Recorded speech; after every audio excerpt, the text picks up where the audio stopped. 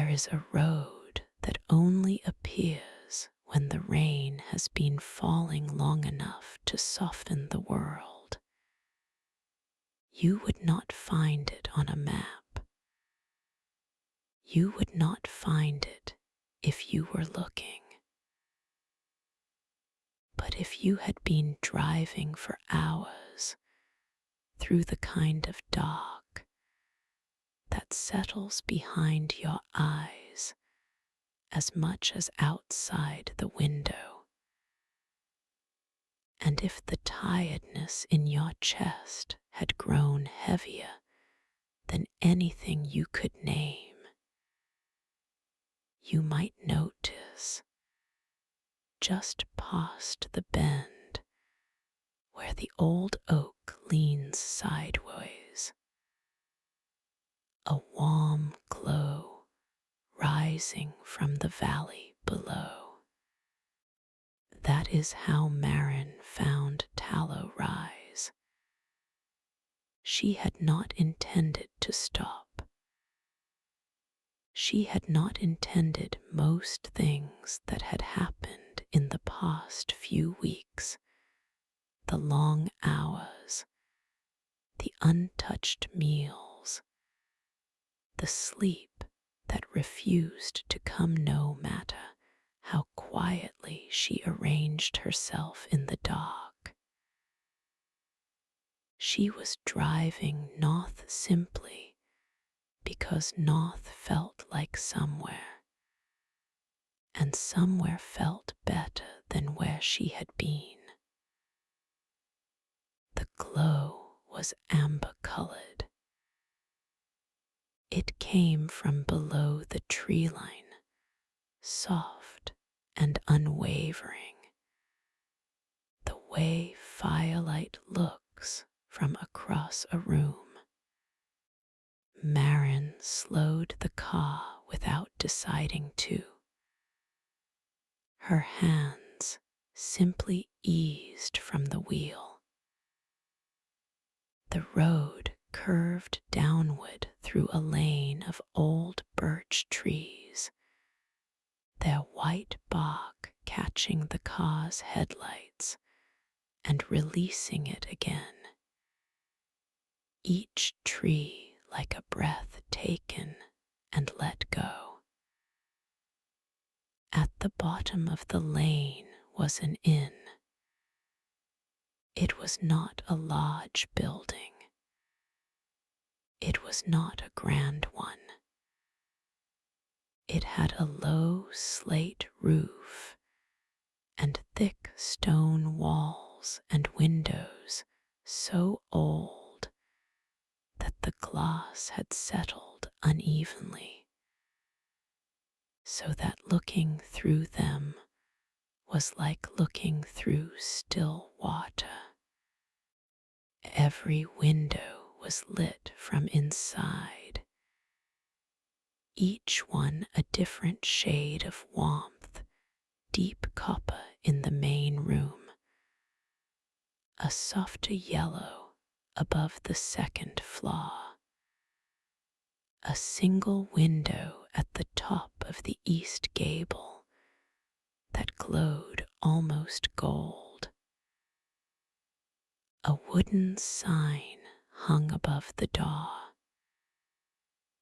It had no words, only a small carved lantern painted yellow, the flame still touched with wan gilt.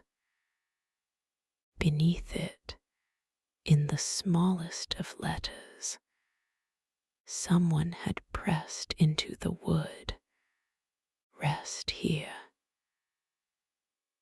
Maren sat in the car for a moment.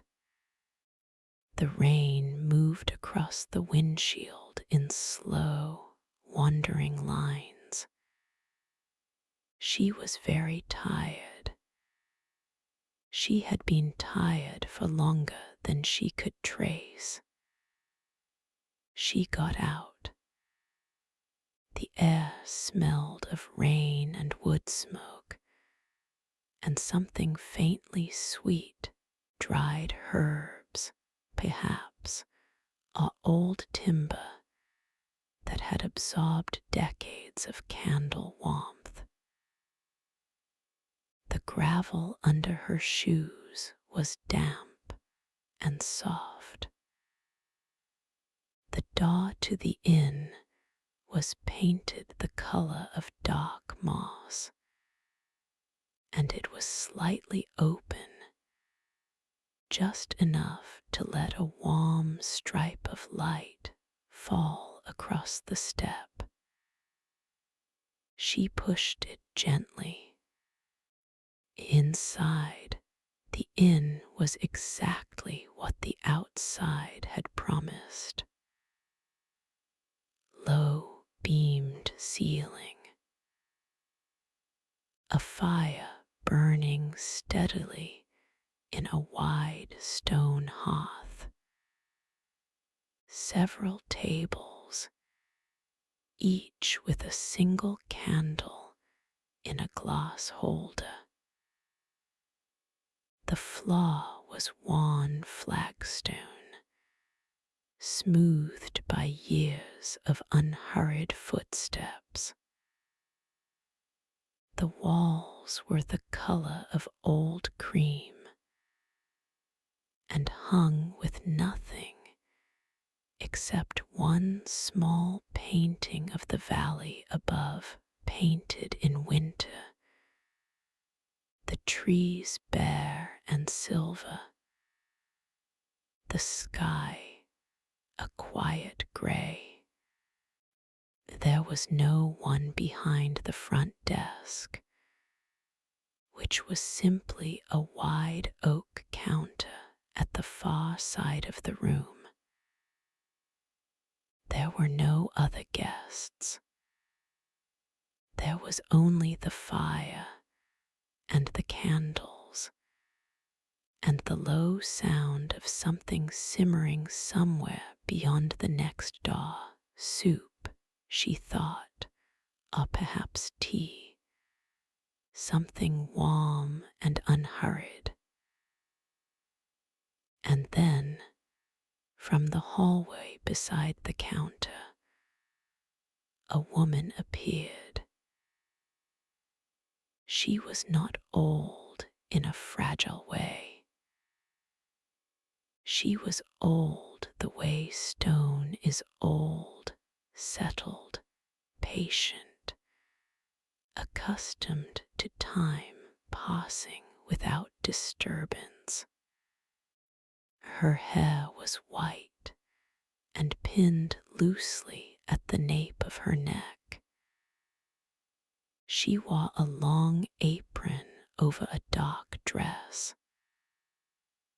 Her eyes were the pale gray of early morning fog, and when they found Maren standing in the door, still damp from the walk across the gravel, they softened in a way that felt like permission.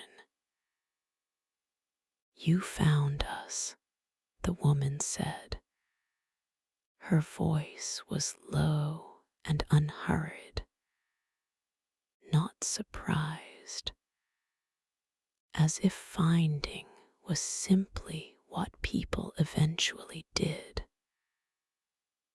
"I'm sorry," Maren said, because she always apologized when she arrived anywhere. "I wasn't sure. I wasn't expecting I saw the light." "That's how it usually goes," the woman said.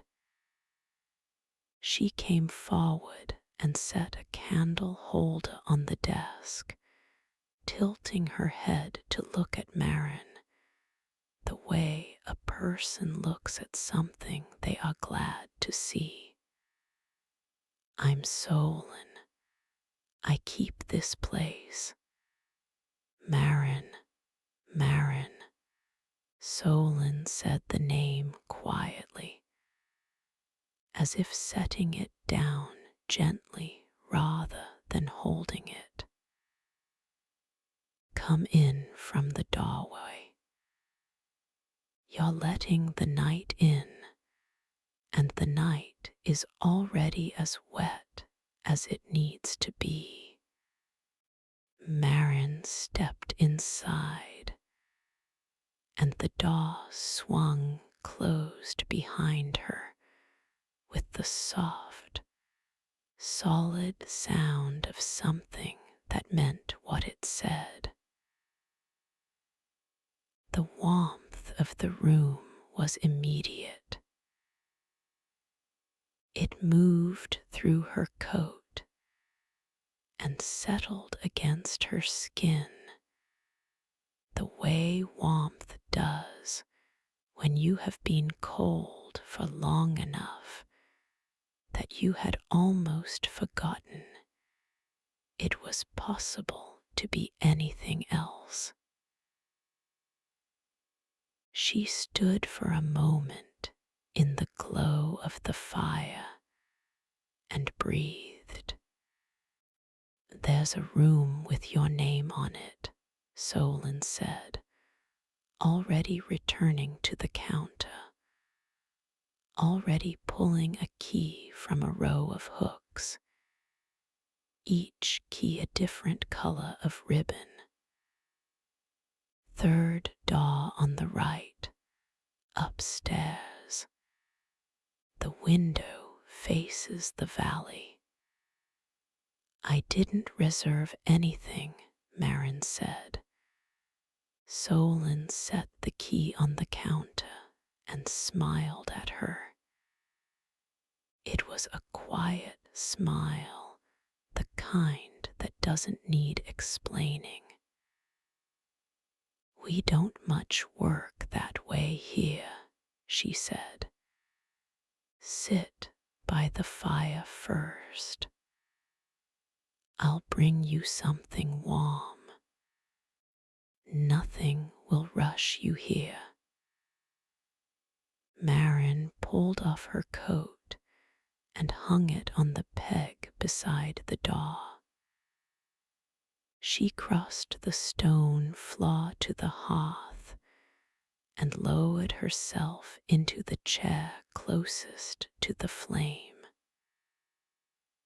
The fire crackled once softly, and the candles along the mantel swayed in the brief, warm current of air. She realized, more tired than she had understood. But the tired felt safe here. It felt like something that could be set down. Outside, the rain continued. Inside, the light held. The chair by the fire was deeper than it looked. Maren sank into it, the way you sink into sleep when you've stopped fighting it gradually. And then all at once, the upholstery was the color of dark red wine and had the texture of something very old and very well loved, rubbed smooth at the armrests, slightly worn at the seat where countless other people had sat before her and let their weight go. She did not think about those other people. She only felt the warmth on her face and the quiet around her. Solen came from the kitchen without announcement. She carried a small tray with a ceramic cup, a pot of something steaming, and a saucer with 2 small shortbread biscuits. She set the tray on the low table beside Maren's chair and said nothing, which was the kindest thing anyone had offered Maren in some time. The tea was pale gold and smelled of chamomile, and something else, something faintly woody, like dried bark softened in hot water, like the first breath of a forest after rain. Maren wrapped her hands around the cup. The ceramic was thick and warm and rounded at the edges, the kind made for holding rather than displaying. Solen settled herself into the chair across the hearth with the ease of someone who had done this 10,000 times. She had a small piece of mending in her hands, a square of linen with a needle already threaded. She drew the needle through the cloth in slow, even passes, not looking up. "This is a good place for a storm," she said. "It is," Maren agreed, though she hadn't thought of it that way yet. She looked at the fire. The flames moved in their low, reliable way, reaching, settling, reaching again. There was nothing urgent about them. "Are there other guests?" Maren asked. "Not tonight. The season is turning. Most people don't find the lain when it's raining this hard." Solen tilted her head toward the window. "The birches close in a bit in bad weather. The lane looks narrower than it is. I almost didn't stop," Maren said. "But you did." "But I did." Outside, the rain moved against the thick old glass in shifting curtains. Through the uneven panes, the valley was invisible, only the dark, and the motion of the rain, and somewhere behind all of it, a sense of open space held quietly in the night. Maren took a slow sip of tea. The warmth moved down through her throat and settled in her chest, a gentle pressure, as if something that had been held very tight was beginning, only beginning to release. "How long have you kept this place?" she asked. Solen considered the question without urgency. Her needle moved through the linen. "My mother kept it before me," she said, "and her mother before that. The building is much older than any of us. Some of the stones in the east wall still have letters carved in them, old marks, we think, from whoever laid the foundation. We never knew the meaning, but we kept them." Maren turned to toward the east wall, as if she might see the marks from where she sat. The wall was lit unevenly by the firelight, the old mortar between the stones catching the shadows and making them look deeper than they were. She couldn't make out any letters from here, but the wall felt like it had something in it, some slow patience that was not quite stone and not quite silence. "Does it have a long name?" Maren asked. "The inn."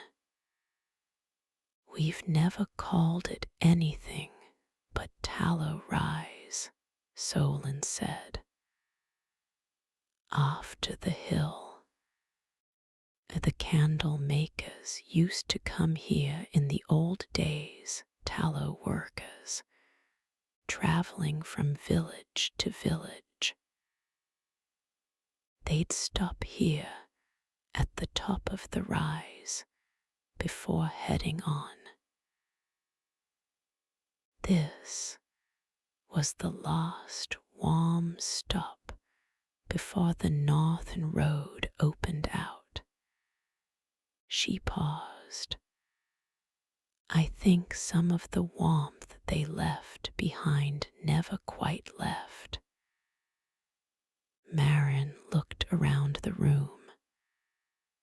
The candle on her table burned very still. The one on the mantel beside it tilted slightly in a draught she couldn't feel. The fire made its low, solid sounds. She thought about warmth staying in a place. She thought about what it might mean for something invisible to remain. "Do you cook everything yourself?" she asked. She had smelled something earlier from the kitchen. "Tonight, yes. There's a soup on for tomorrow, root vegetables, barley. The kind of thing that takes all night to come together properly." Solen's hands moved steadily. "I find it settling. Starting something that won't be ready until morning." Maren thought about that. The idea of beginning something unhurried. The idea of committing to a patience that stretched across hours. She couldn't remember the last time she had done that. She had been living in a way that required things to be resolved quickly, answered quickly, moved through quickly. Everything had timelines. Everything had expectations behind it, like a quiet pressure at the back of the room. She had grown so used to the pressure that she'd stopped noticing it. She only noticed now, sitting here, how much of her body had been braced. "You can stay as long as you need to," Solen said, without looking up from her mending. Her voice was neither an offer nor an invitation. It was simply a statement of fact. delivered the way one might say the rain will stop eventually, or the fire will last through the night. Maren set her cup back on its saucer. The shortbread was still on the plate. She broke one gently along its seam and ate it slowly.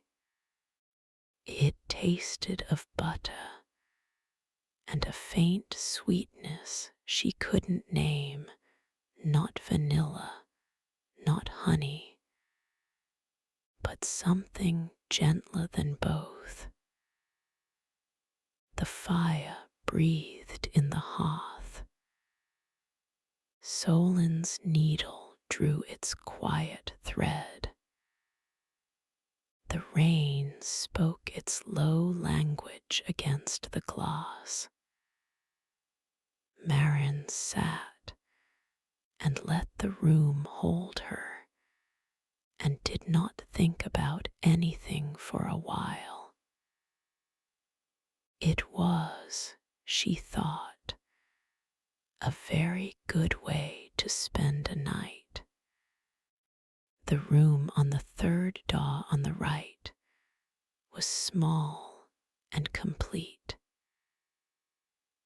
It had a bed with a heavy headboard carved from dark walnut wood, the grain of it moving in slow waves under the candlelight that Solen had set on the bedside table before Maren arrived. There was a quilt on the bed, deep blue and cream, and a warm faded rust. The patches all different fabrics, some with faint prints visible in the oldest squares. A hand-stitched quilt Maren could see, the kind where the stitching was part of the design rather than hidden from it. The window faced the valley, just as Solen had said. Maren stood at it for a moment, still holding her key. The rain had gentled since she had come upstairs. It fell now in a fine, even mist rather than in curtains, and through it, far below, the valley was beginning to be visible again. A long darkness folded between two slopes, and at the far edge of it, where the forest began, a single light, distant, unwavering. She couldn't tell if it was a house or a lantern hung on a post, but it had the quality of something that had been burning for a very long time. She set her key on the bedside table and sat on the edge of the bed.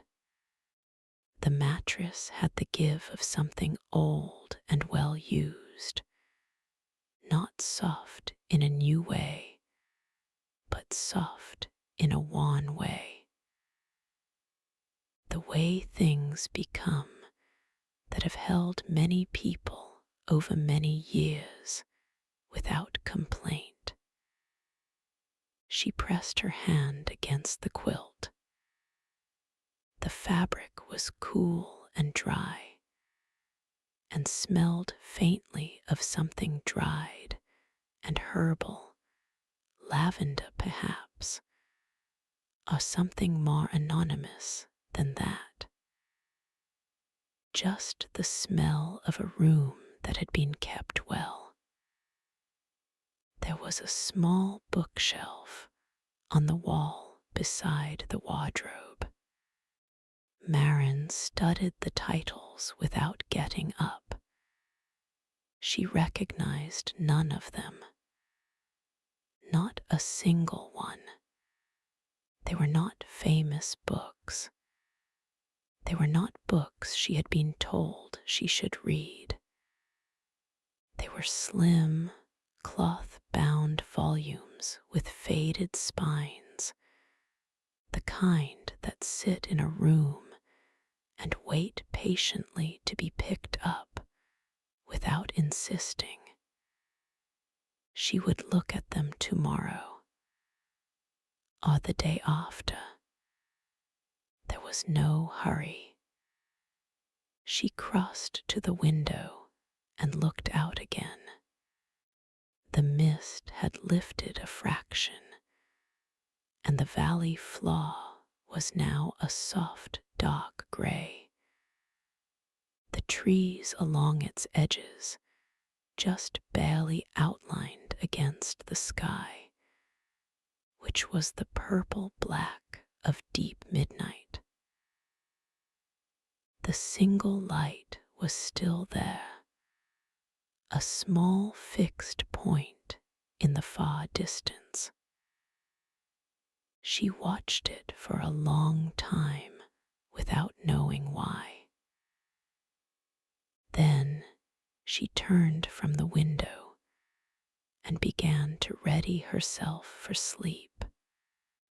There was a small bathroom adjoining the room, white tiles, a mirror with a wooden frame, a bar of soap on the sink that smelled of cedar, and something soft that she pressed her nose against before setting it back.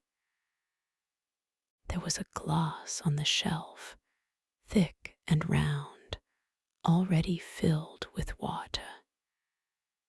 She didn't know how, but it had the quality of something left deliberately, thoughtfully. She drank half of it slowly. When she returned to the bedroom, the candle on the nightstand had burned down a little. The room was slightly dimmer than before. This felt correct. The darkness was entering the room gradually, the way sleep is supposed to come, not all at once, but incrementally, like a tide. She pulled back the quilt. The sheets beneath were cool and smooth and very clean. She sat down and then lay back and pulled the quilt up over herself. The ceiling above her was beamed, the wood the same dark walnut as the headboard, and she lay looking up at it as the candlelight moved gently across the grain. The beams had their own geography, knots and rings, and the faint ghost of the saw's path through the wood long ago. She traced them without moving her eyes very much. Somewhere below, she could hear the low sound of the inn. Not voices, not footsteps, only the deep, slow sounds a building makes when it has been standing long enough. The quiet breath of timbers, the faint creak of the roof accepting the weight of the night. The fire in the main room was no doubt still burning, its warmth rising through the floors and softening everything on the way up. She thought of Solen in her chair by the fire, still mending, perhaps, or reading, or simply sitting the way someone sits who has made peace with the passage of time and doesn't need to fill it with motion. The image was very comforting. The idea of someone at ease in the room below, unhurried, present, not waiting for anything to change. Maren had spent so long waiting for things to change. She had forgotten what it felt like to be in a room that did not require her to wait for anything. The candle flickered once softly, as if something in the air had shifted. Then it steadied again. The light on the ceiling moved and settled. She closed her eyes. Behind her closed lids, the warmth of the room still registered, not as sight, but as feeling, a low amber impression, the way firelight translates through skin. She could feel the weight of the quilt. She could hear the rain, now almost inaudible, the faintest whisper against the glass. She could feel the mattress beneath her, taking her weight evenly, the way good ground does when you lie down on it. In the valley below, if she had been watching, the single light still burned. Inside the room, the candle continued its quiet work. And Maren, for the first time in longer than she could trace, felt her breath slow of its own accord, not fast, not instructed, not willed. It simply moved lower into her chest, and then lower again, and the distance between each breath grew a little longer, and the space between each thought stretched a little wider.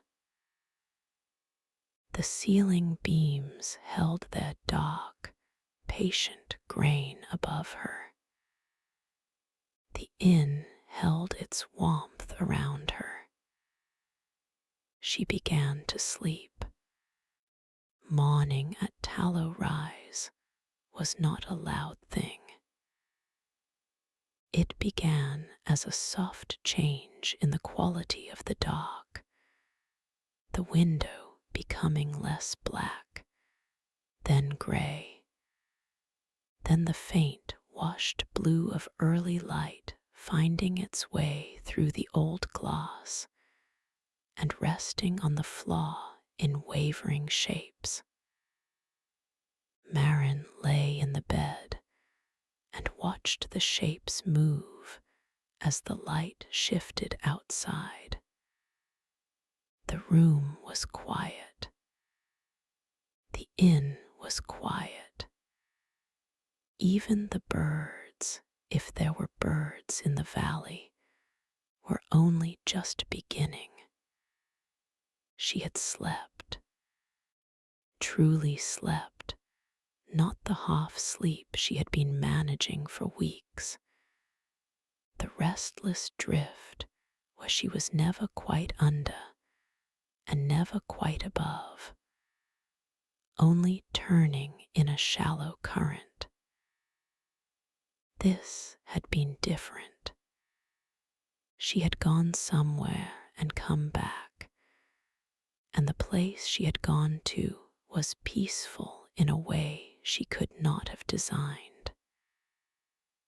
She lay still now, reluctant to disturb whatever had settled in her overnight. The quilt was heavy over her in the best way. She could feel the slight coolness of the room above the bed covers and the deep warmth beneath them. and the contrast between the two was precisely right. She thought, briefly, that she could stay in this exact position forever. Then she heard it. From somewhere below, a low, rhythmic sound. At first, she could not identify it. Then it resolved into something familiar. The sound of someone moving in a kitchen, the setting down of things, the soft clatter of a spoon in a ceramic bowl, the particular percussion of food being made with care. And beneath that, very faintly, a voice humming. Not a song she recognized, just a quiet, formless melody, low and even, like the musical equivalent of someone breathing out. Maren got up slowly. She found her clothes from the night before, folded on the chair by the wardrobe. She didn't remember folding them, but they were folded neatly, with the unhurried tidiness of somewhere that cared for small things. She dressed without rushing and splashed water on her face and looked at herself in the mirror with the wooden frame.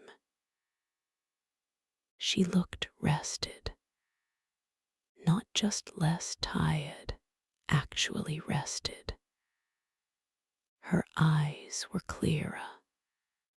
The lines that had settled around her mouth from holding tension so long seemed, if not absent, then at least less emphatic. She pressed her fingers against her jaw and felt it unclench. She took her time going downstairs. The main room had changed from the night before only in the quality of the light. The fire in the hearth was lower now, a bed of orange coals glowing steadily, no longer flaming, but still putting out a gentle warmth. The candles had burned down and been replaced new ones, slightly taller, each one unlit and waiting for the evening.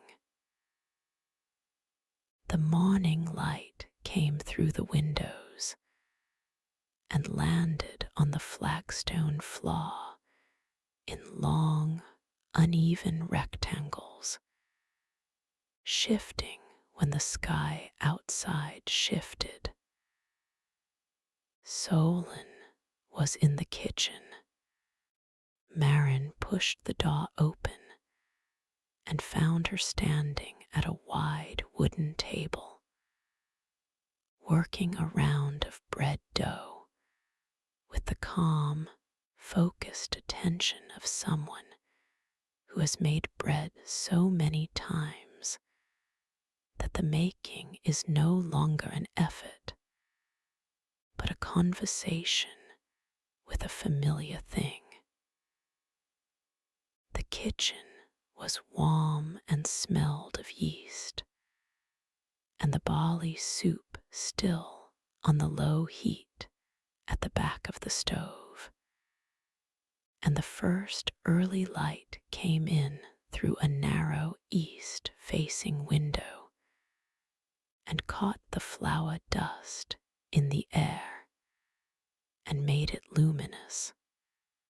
"Good morning," Solen said, not looking up. "How did you sleep?" "Better than I have in months," Maren said honestly. The bed is old, Solen said. Old beds remember how. Maren stood in the doorway and watched Solen work.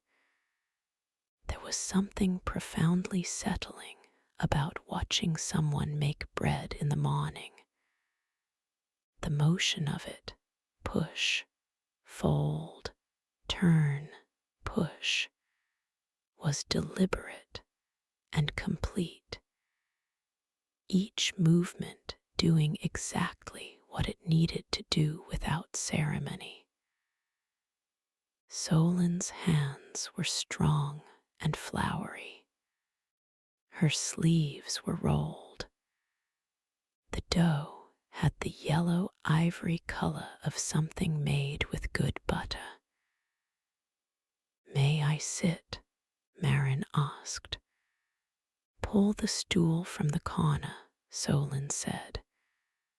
And there's tea in the pot on the window ledge. The cups are above it. The stool was low and wooden, and Maren brought it to the edge of the table and sat. The tea was still hot. How, she wasn't sure, and deep amber when she poured it, spilling a little steam. She held the cup in both hands the way she had the night before, the warmth climbing up through her fingers. Do you make bread every day? She asked. Every other. Yesterday's loaf is in the bread crock, there, the green one. Help yourself when you're ready. The green crock sat at the end of the counter, its lid slightly ajar. Inside, when Maren lifted it later, was a round loaf with a golden crust, the scoring on top already revealing the soft crumb beneath. But that was later. For now she simply sat with her tea and watched Solen shape the dough into its round and set it in a floured bowl and cover it with a cloth.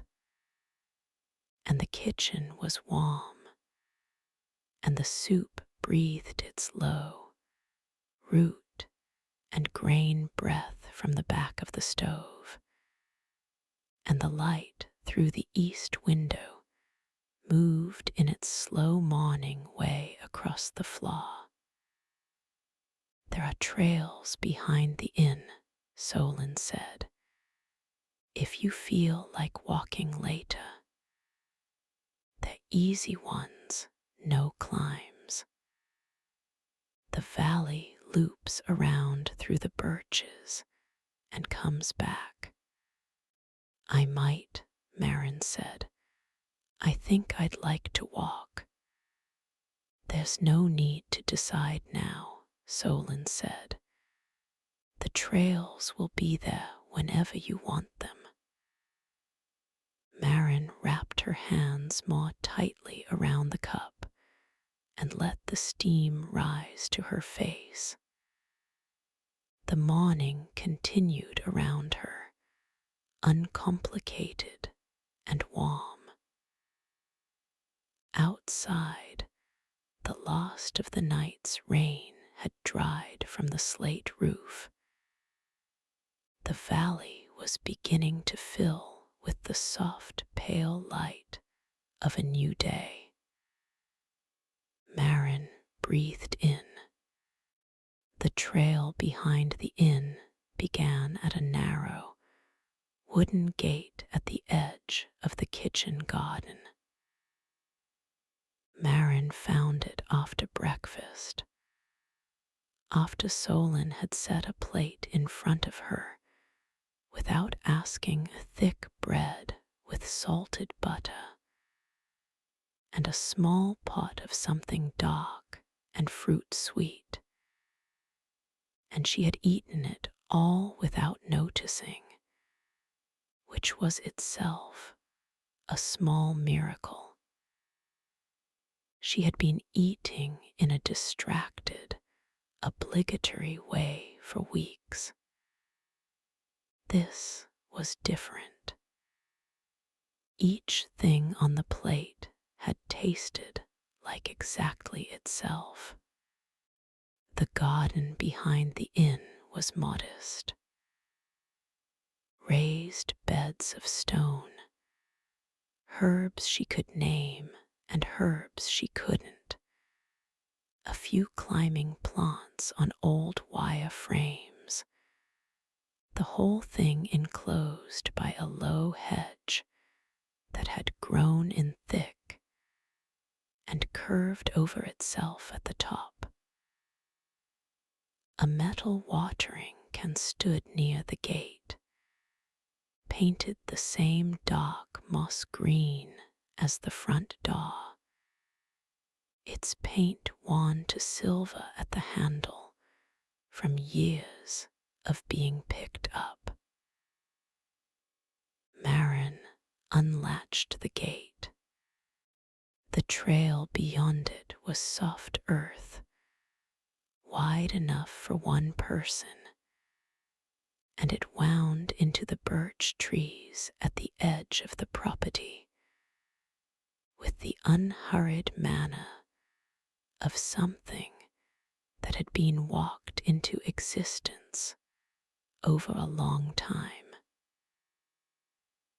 The birches here were older than the ones on the lane, taller, their bark more deeply marked, the black horizontal stripes on their white trunks like writing in a language she could almost read. The morning was mild after the rain. The air had that quality it sometimes gets after a heavy rain washed clear. Every smell sharpened, the green of the ferns along the path almost startling in its depth. Small drops of water still clung to the undersides of leaves and fell occasionally as the breeze moved through, a soft, irregular percussion. She walked slowly. There was no pace to keep. This was something she had forgotten, that walking could be an end in itself rather than a means to one. She had walked everywhere in her life with a destination in her mind, her attention already at the other end of the journey before her body had covered half of it. Here, with the birches on either side and the soft earth under her feet and the rain-washed air opening around her, there was nowhere to be except where she was. The trail curved around the base of the valley slope and opened after a few minutes into a wider clearing. At the center of it stood a very old stone trough, not decorative, not placed for effect, simply there, as it had been for probably longer than anyone currently living could remember. It was filled with still water, the surface of it perfectly smooth, and in it was reflected the sky, pale morning gray, the clouds moving in slow, separate shapes. Maren stood and looked into the water. She could see her own face in it, softened by the slight movements of the surface, distorted just enough to look like a version of herself she didn't usually see. Quieter, less defined at the edges, more like something still becoming than something already fixed. There was a fern growing from the joint where the trough met the ground, right at the corner, deeply green and very still. A single drop of water clung to the tip of one of its fronds. Maren watched it without expectation. It didn't fall. It simply held, the way things hold when the air around them is completely at rest. She kept walking. The trail looped, as Solen had said it would, through the birches, and then along the edge of the valley floor, where the ground was soft and dark with moisture, and the grass grew longer and more tangled. She could hear water somewhere, a narrow stream, she thought, and she found it after another few minutes. A thread of clear water running along a channel of smooth, dark stones, not fast, not slow, just steady, with the particular sound of water that has been running this way for so long it no longer has anything to prove. She crouched beside it. The water was very clear. She could see the stones on the bottom in detail, pale gray and dark gray, and one that was almost pink, arranged by decades of water in an order that looked deliberate, but was simply the patient work of current and time. A water skater moved across a slow section upstream, its feet dimpling the surface without breaking it, leaving tiny paired shadows on the stream bed below. She stayed crouched by the stream for longer than she intended. When she finally stood, her knees were damp from the ground, and the light had shifted slightly in the sky above, the clouds thinning at one edge to let through a softer, more diffuse brightness. On her way back, she noticed something she had missed on the way out.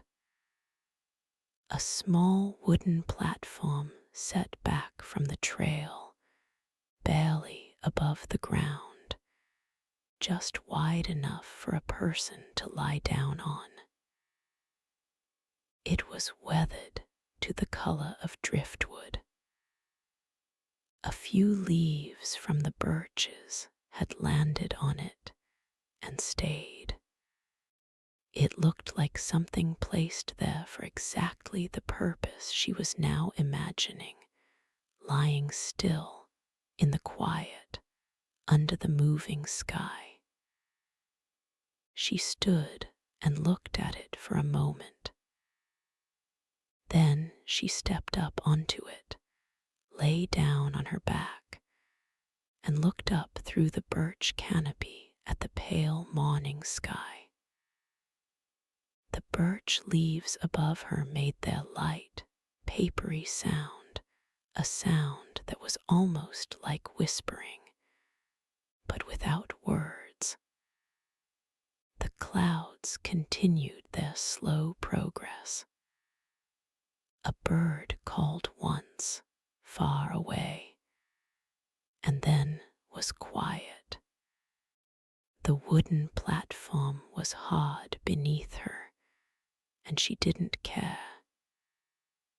She lay with her arms at her sides and let the sky be as wide as it was, and felt the ground beneath the platform holding everything steady. The inn was close.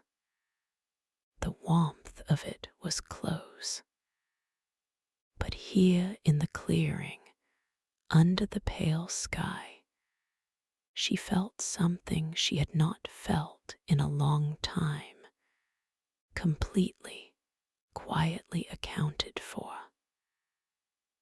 As if the world had taken note of her and was satisfied with what it found. She returned to the inn to find a small table set in the alcove by the east window. Solen had laid 2 cups, a pot of tea, and a plate of something round and golden brown, small savory cakes of some kind, still warm, the edges of them crisped in a way that meant they had been turned carefully, and at exactly the right moment. 2 chairs had been drawn up, each with a cushion. The east window looked out across the kitchen garden toward the birches, and the morning light came through it at a low angle and fell across the table in a warm stripe. Maren stood in the doorway from the hall and took it in. "Sit," Solen said from the kitchen, her voice carrying through the open door without effort. Maren sat. She poured the tea herself and wrapped her hands around the cup and looked out the window at the garden. From this angle, she could see the gate to the trail, still unlatched from her walk, swinging very gently in the light breeze. The herbs in the raised beds moved their small leaves. The climbing plants on the wire frames shifted as one. Solen came through and settled into the opposite chair with the ease of someone joining a conversation already underway. She did not explain the cakes or the setting. She simply sat and took a cake from the plate and broke it in 2 along its center, and a faint curl of steam rose from the inside, smelling of something herbal and buttery. "What are these?" Maren asked, taking one. "Herb scones, more or less. There's savory thyme from the garden and a little hard cheese pressed in. They don't keep well past the day, so they must be eaten while they are themselves." Maren bit into hers.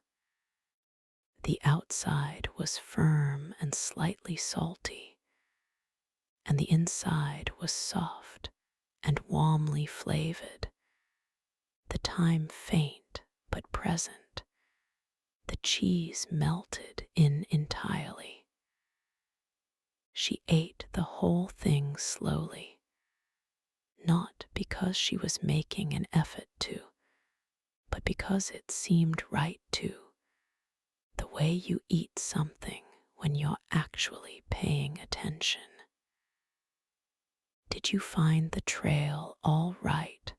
Solen asked. I found the stone trough and the stream. Maren paused. And the wooden platform in the clearing. Something shifted in Solen's expression. Not a smile exactly, but a kind of quiet recognition.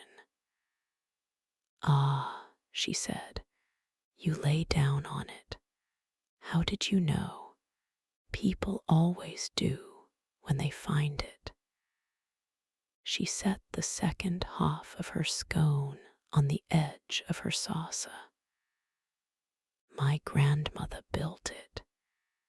She said there were people who needed to lie down somewhere other than a bed in order to truly rest.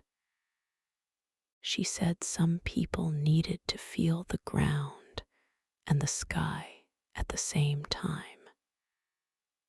Maren thought about that.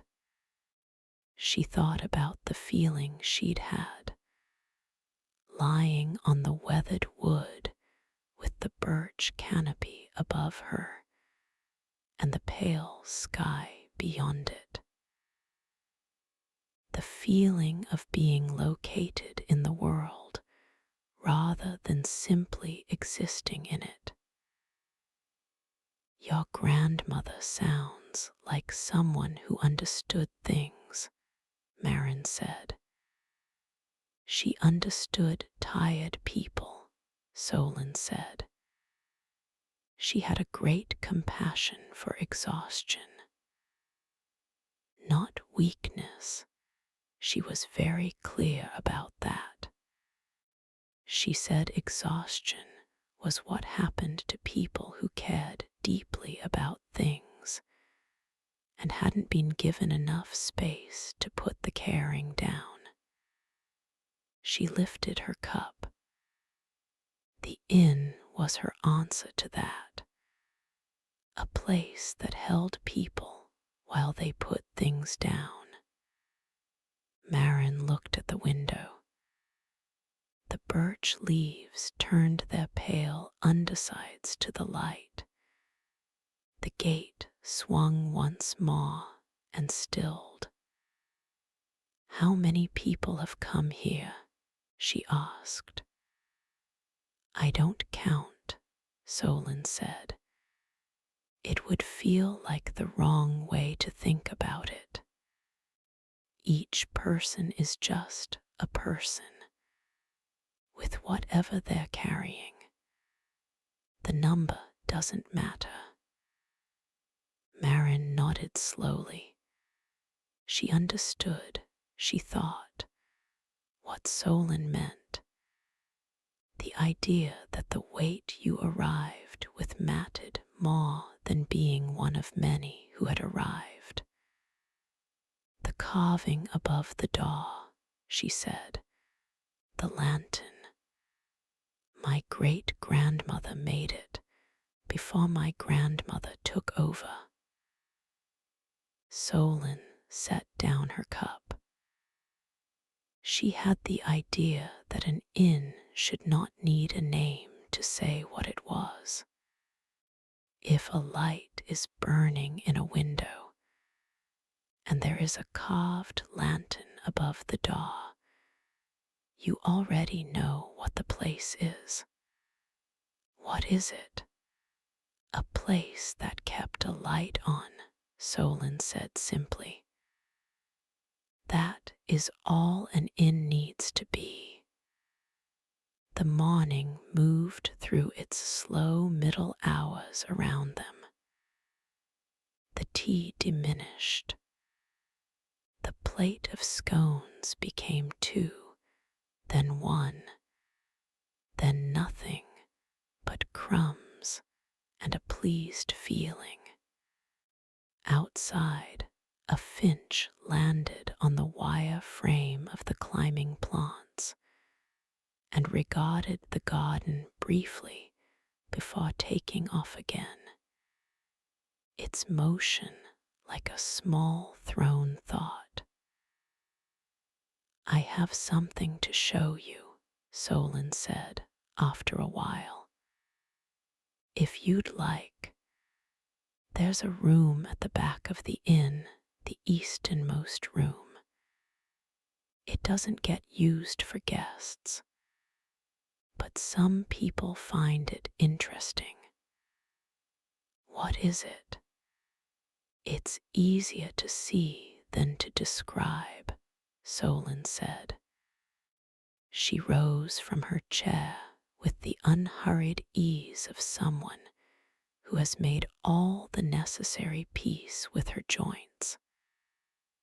"Come when you're ready. There's no rush." She gathered the tray and moved toward the kitchen, and the door swung softly behind her. Maren sat for another few minutes with the last of her tea, looking out at the kitchen garden, watching the light move across the herbs. The time in the nearest bed was very still. The breeze had dropped entirely now, and the garden held the morning in its cupped stone walls like water. She finished her tea. She set the cup on the tray. She went to find the room at the back of the inn.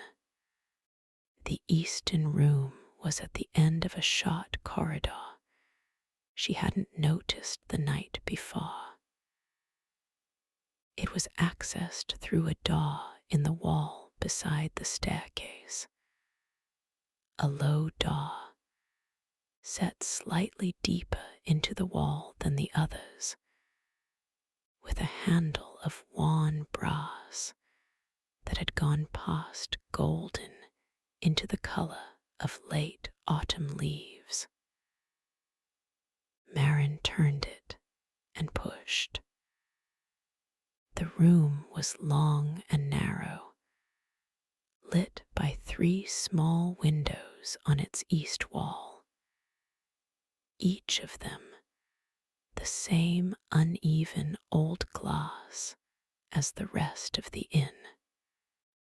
The light through them was the particular quality of mid-morning light that has come from a partly clouded sky, not bright, not dim, but steady and even and without shadows that had any edge to them. The walls were lined with shelves. Every shelf was filled with small glass bottles. They were not all the same size or shape. Some were round and squat, some tall and thin, some the shape of a globe, and some the shape of a pear. But they were all sealed with stoppers of cork or wax, and every single one of them contained something. Not liquid, something else. Something that, when Maren looked closely, caught the light in a different way from glass. In some bottles, the contents were golden, a deep, warm amber, like sunlight distilled. In others, the contents appeared blue-gray, the color of overcast skies, the color of a morning that hasn't decided what it wants to be yet. In a few, the contents had no color she could name. They simply held a quality, a texture of light, like the inside of a cloud. Solen was already in the room, standing at the far end by the lost window, her hands behind her back. "What are these?" Maren asked. Her voice came out quieter than she'd intended, the way voices do in rooms where quietness seems built in. "We call them rests," Solen said. "My family has collected them for a very long time." She moved along the shelf nearest her, running 2 fingers gently along the edges of the bottles without touching them directly. Guests, over the years, would leave behind something, not possessions, something less tangible than that. She paused. Some nights, when a person finally let themselves sleep deeply for the first time in a long time, there was something left over in the room. My grandmother was the first to notice it. She began to collect it. Maren moved closer to the nearest shelf and looked at a small round bottle, no larger than a walnut, sealed with red wax. Inside it, the golden light moved slightly, as if something within it was still slowly turning. "What is it, though?" she asked. "What is it made of?" "We never found a word for it exactly," Solen said. "The best we managed was the light that gets left behind when someone stops holding so tightly." She tilted her head. "Some people say it looks like sleep. Some say it looks like relief. My grandmother said it was neither. She said it was the particular quality of a night that finally worked." Maren looked at the shelves. There were dozens, perhaps hundreds, row upon row of small sealed bottles, each holding its different version of the same unnamed golden or silver or clouded thing. "You keep them all," she said. "We do." "Why?" Solen was quiet for a moment. Then she said, "Because we didn't think it was right to let them go to nothing. Because a night that finally worked deserves to be remembered, even if the person who lived it can't remember it themselves." She turned toward the window. The light came in and settled on the row of bottles nearest it, and a few of them glowed warmly in response. "And because we always thought, that someday the collection might be useful, that there might be a reason for keeping so much rest in one place." Maren looked down the long shelf. The bottles ranged in age, she realized. Some of them were very old, the glass thick, and with the slight greenish tint of very old making, the cork blackened, the wax seal brittle looking. Others were newer, the glass clear and thin, Is mine in here? She asked, and then felt self-conscious about asking. Not yet, Solen said. You haven't finished resting. The room was very still. The light moved across the bottles in its steady mid-morning way. Outside one of the windows, a branch of the kitchen garden hedge was just visible, its leaves dark and close-grained. Maren felt something she couldn't entirely name. It was not sadness, and it was not joy. It was closer to the feeling of standing in a very old library, the sense of being in the presence of accumulated time, of countless individual experiences held gently in a space that had made room for all of them. Can I stay in here for a while? She asked. Of course, Solen said. There's nowhere you need to be. She moved toward the door with her characteristic, unhurried ease. I'll be in the kitchen when you're ready for lunch. Don't rush. The door closed softly behind her. Maren stood alone in the room with the shelves. She walked slowly along the nearest wall, looking at each bottle in turn. She did not pick any up. She didn't need to. She only looked at the light inside them, at the variety of it, at the way each one held something slightly different despite being made of the same material in the same small space.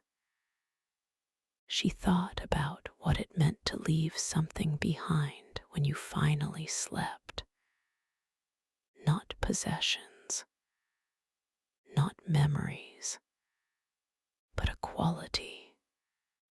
The particular quality of a night that finally worked.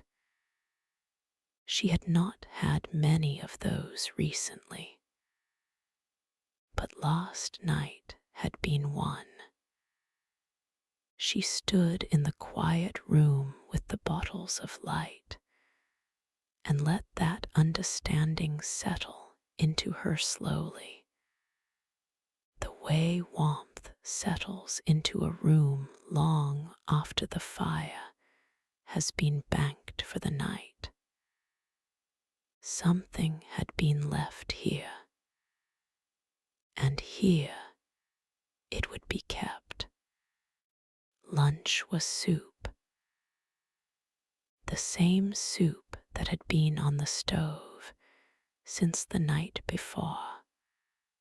Root vegetables and barley, slow, cooked through the long night into something that had given up any ambition of being individual ingredients and had become simply itself. Thick, earthy, warmly brown, smelling of everything that grows below the ground in autumn. Solen ladled it into 2 wide bowls and set them on the main table, not the alcove table this time, but the long central one nearest the hearth, where the morning's fire had rebuilt itself from coals into a low, settled flame. She tore the bread from the green crock and set it on a board between them, and sat down without ceremony. They ate in a comfortable silence for a while. Maren noticed that she was not uncomfortable in the silence. This was also new. She had spent a long time filling silences with conversation, with checking her phone, with the constant background noise of something playing through a speaker. Here, the silence had texture, the sounds of eating, the fire, the distant sound of a bird somewhere outside. These were enough. They were, in fact, more than enough. "Tell me about your grandmother," Maren said, eventually. "The one who built the platform." Solen broke bread and considered. She was called Wren, not a given name. Everyone called her that because she was small and quick and nested in places others didn't think to look. A pause.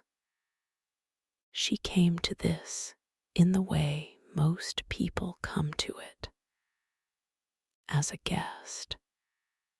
She was a young woman then, very tired, very alone in the way people are when they've been competent and capable for so long that no one thinks to ask if they're all right.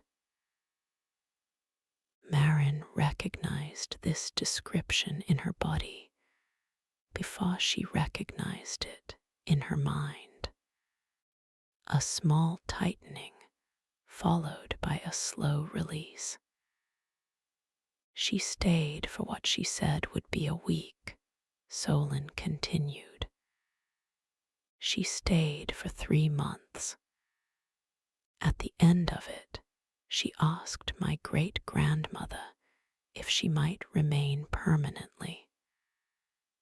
And my great-grandmother, who was old and ready to rest, and had seen enough of people to know a good keeper when she met one, said yes. Solen pulled the soup bowl toward her and set her spoon against its rim. Wren kept the inn for 41 years. She made the platform and the trails. She started the collection in the eastern room. She sounds like someone who understood the value of lasting things, Maren said. She understood that there is no such thing as a small comfort, Solen said.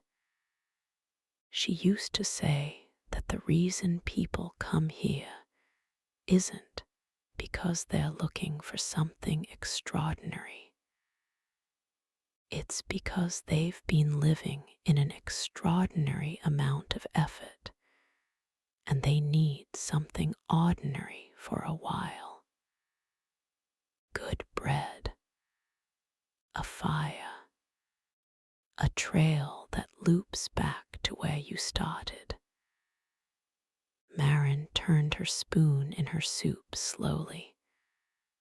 And the bottles.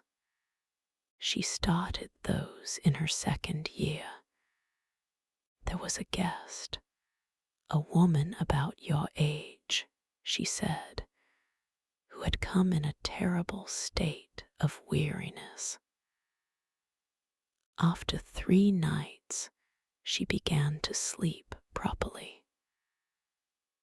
On the morning of her 4th day, she left, and Wren went to make the bed and found something in the room.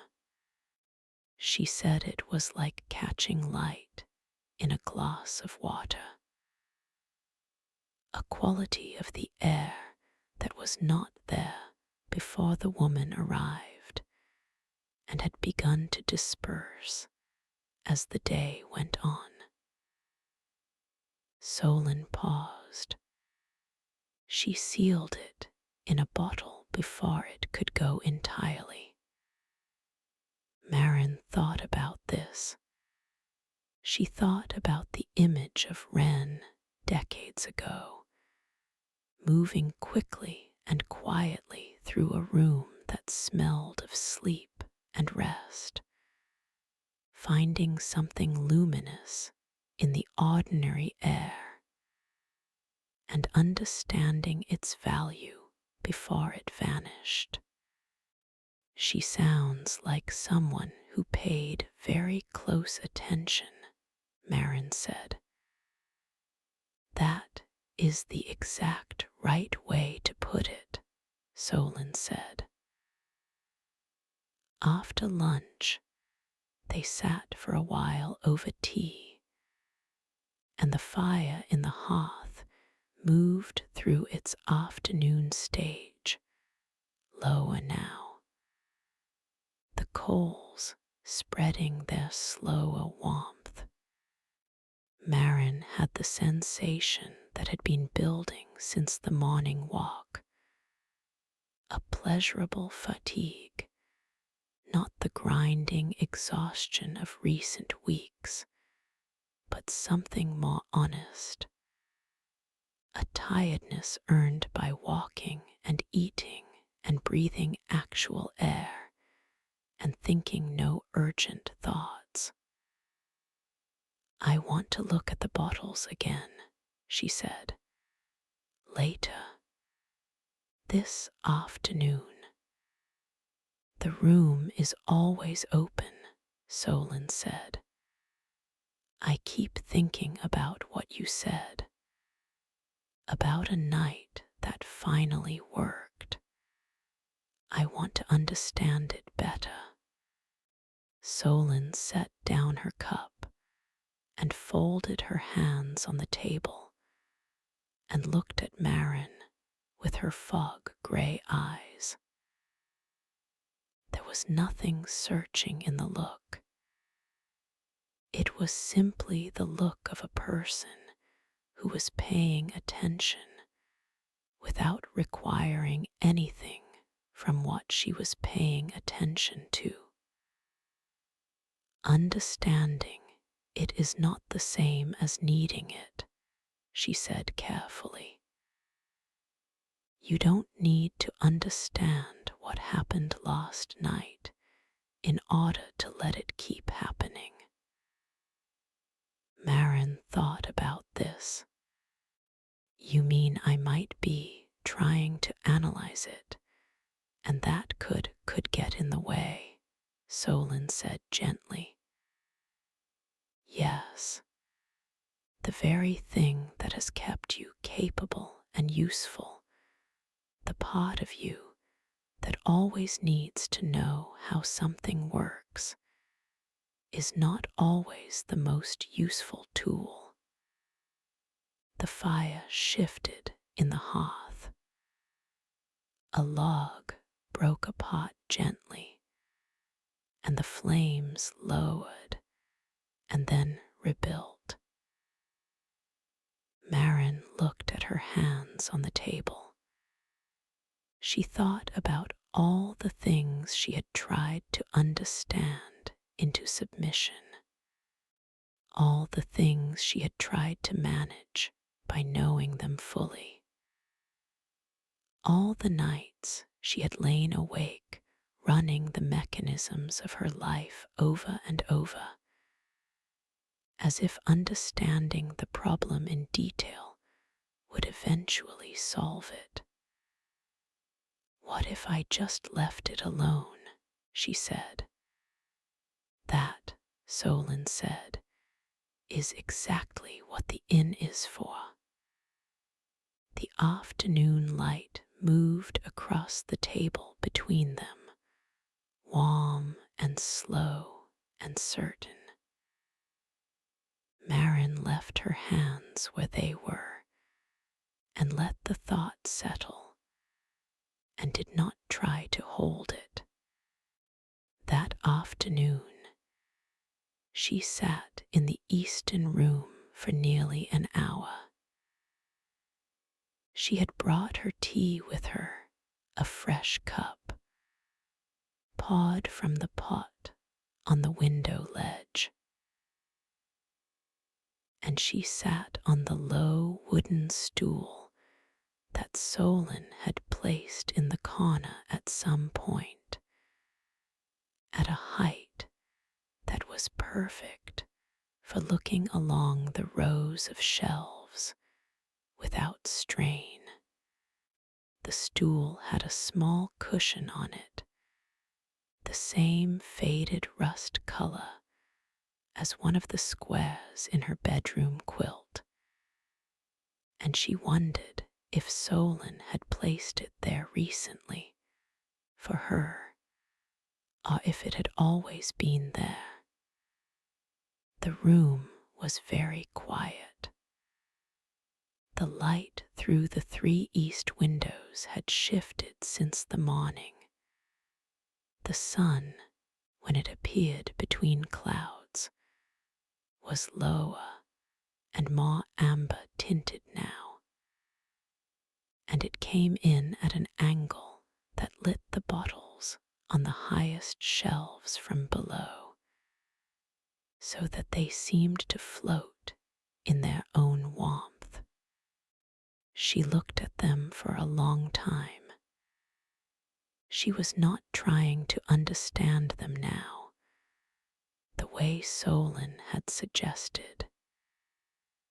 She was simply looking, the way you look at a fire or a body of water, not to find something, but to receive what is already there. What she received slowly over the course of the long, quiet afternoon was this.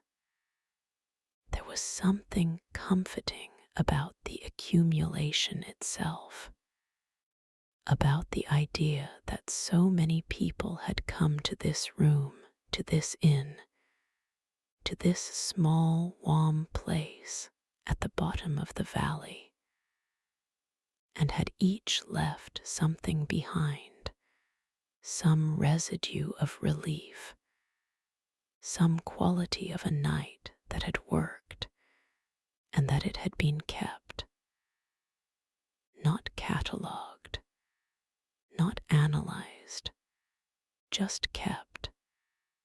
There was something she needed to sit within that. She was not sure what exactly. She let herself not be sure. A bottle on the second shelf caught her eye. It was the shape of a small apple round, with a slight indentation at the base, and the light inside, it was the most unusual she had seen. Neither amber nor grey, but a very soft, pale rose, as if the thing collected from the room had come from a particularly gentle kind of letting go. She leaned forward to look at it more closely. The cork was old. The wax around it was a deep burgundy. At the base of the bottle, pressed into the glass in letters so small she had to tilt her head to read them, were the words, "For J. 3rd night. Long winter." Nothing more than that. She sat back. She held her tea. She thought about Jay. She thought about the 3rd night. She thought about a long winter. She did not know who Jay was. She would never know. But she felt, sitting in the warm amber light of the eastern room, with the rows of bottles holding their quiet presences around her, that Jay had been here and had been real and had found, on the third night of a long winter, something that deserved to be kept. It was enough to know that. It was, in fact, exactly enough. Outside the window, the clouds were thickening again over the valley, not threatening, simply the soft graying that comes in the late afternoon when the weather has been changeable, and the light is beginning its long wind down toward evening. The leaves on the kitchen garden hedge were moving more now, the breeze returning, carrying the smell of rain still some hours off. Maren stood from her stool slowly and walked to the shelves and stood for a moment before the bottle marked for Jay's third night. Long winter, she said quietly to no one in particular. I hope it helped. Then she left the room and went to find Solen. Solen was in the main room, banking the afternoon's fire with fresh wood in preparation for the evening. She placed each log with the same deliberate attention she gave to everything, not rushing, not careless, setting each one where it needed to be for the fire to build well. I found one that said for Jay, Maren said. Solen stood and dusted her hands against her apron. Ah, Wren's handwriting. She was the only one who ever labeled them. Did she know Jay? She did. She didn't speak about guests. That was always the rule, but she mentioned once, years later, that there had been a woman with a winter behind her the length of several winters combined. Solen looked at the fire, which had taken the new wood and was beginning to build again. She said that woman had the loveliest laugh she'd ever heard by the time she left.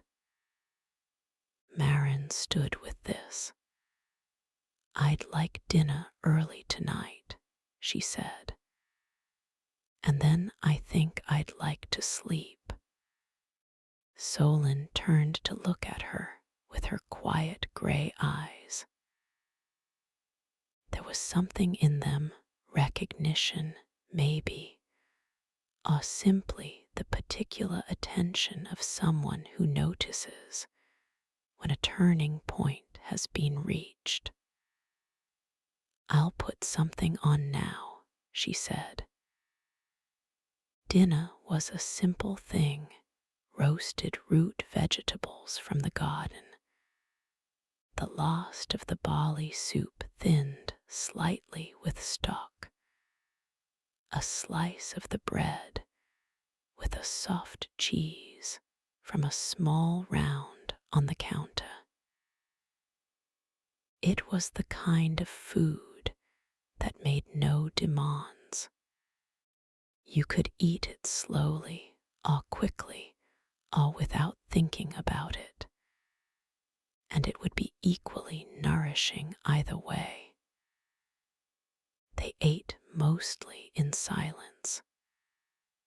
The fire was fully rebuilt by then, and the room was warm, and the candles were lit, and the windows showed only the soft dark of early evening and the faint trembling of the birch leaves in the first breath of tonight's approaching rain. When she finished, Maren set her cutlery down and sat for a moment. "Thank you," she said, "for the whole day."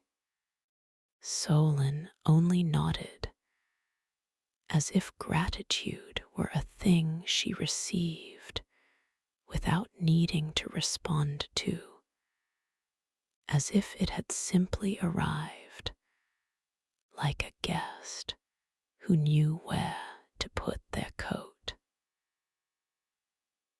Maren climbed the stairs to her room. The candle on the bedside table was already lit. The second night was even quieter than the first. The rain that had been building since late afternoon arrived properly around the time Maren settled into the bed. A steady, even rain, not a storm, but a long rain, the kind that suggests it will still be falling when morning comes, and will have been falling so long by then that the world outside will feel washed to a new version of itself. She lay with the quilt over her and listened. Rain on a slate roof is a particular sound. It doesn't fall, it arrives. Each drop lands with a small, definite weight and slides down the pitched surface and collects in the gutters below with a low, continuous rush. The effect is layered. The individual arrivals above and the long release below, and between them a kind of white sound thickness that softens everything else. Maren lay in the middle of this sound and breathed. She thought with some detachment about the bottle in the eastern room marked for J. She thought about the woman Solen had described, the lovely laugh, the winter that had stretched the length of several winters. She thought about what it meant to arrive somewhere carrying that much weather inside you and to leave it lighter. She thought about what she was carrying, not in an analytic way. She had resolved not to do that. She simply held the question loosely, the way you hold a stone in your palm rather than gripping it, feeling its weight without trying to do anything with it. What she was carrying, the long hours, the obligation that never fully resolved, the feeling of being behind something she could no longer identify, the tiredness that hadn't started in the body. She let herself feel the weight of these things. She did not try to examine them or resolve them. She simply let them rest in the open of her awareness the way they were, and breathed around them. And something happened that she had not expected. The weight did not change. The things she was carrying did not become smaller or less complex, but the grip she was using to hold them without having known she was gripping, loosened slightly.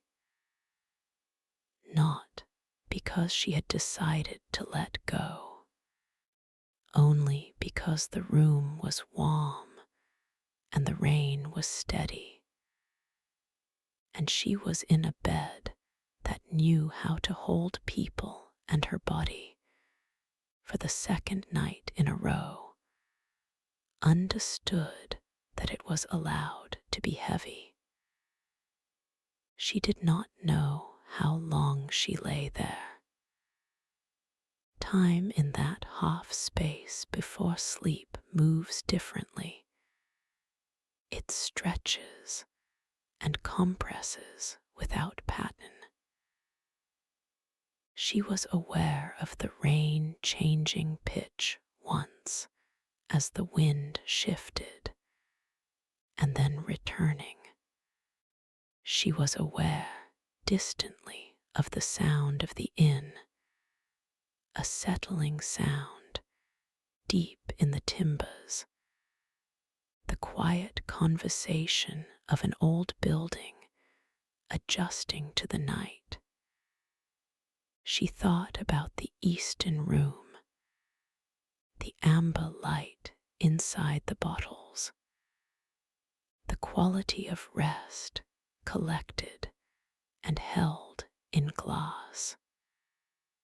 She thought, I wonder if what is left behind can be felt by someone who comes after. Not in a mystical way, only in the way that rooms hold warmth, the way places hold the feeling of what has happened in them, the way certain chairs feel like being held, the way certain roads feel like they were made to be walked slowly. She thought, I think this room holds something, not the something in a bottle, something else, the accumulated feeling of many nights that had worked, rising up through the inn like warmth through a flaw, like the slow breath of old timber. She was not afraid of this thought. It was not strange. It was comfortable, the way old things are comfortable, not because they are perfect, but because they have been here long enough to be trustworthy. The rain continued. She continued. At some point, she became aware that she was thinking more slowly. The thoughts were arriving with more space between them, the way footsteps slow when the path levels out, and there is no longer any reason to hurry. One thought, and then a breath, and then another thought much farther away. And then only the rain. She did not fall into sleep so much as let it fill the space that had been opened. The way water finds the contours of a container without needing instruction. The room was the container. She was what it held. In the eastern corridor below, the bottles on their shelves rested in the dark, each one sealed, each one warm, each holding its particular quality of a night that had finally worked, gathered over decades, over generations, over the long, slow accumulation of strangers who had needed rest and been given it. One of them, some years from now, would perhaps be labeled, for a long road. First rest, perhaps just the second night, or perhaps nothing at all, only the thing itself, sealed in glass, unmistakably gold.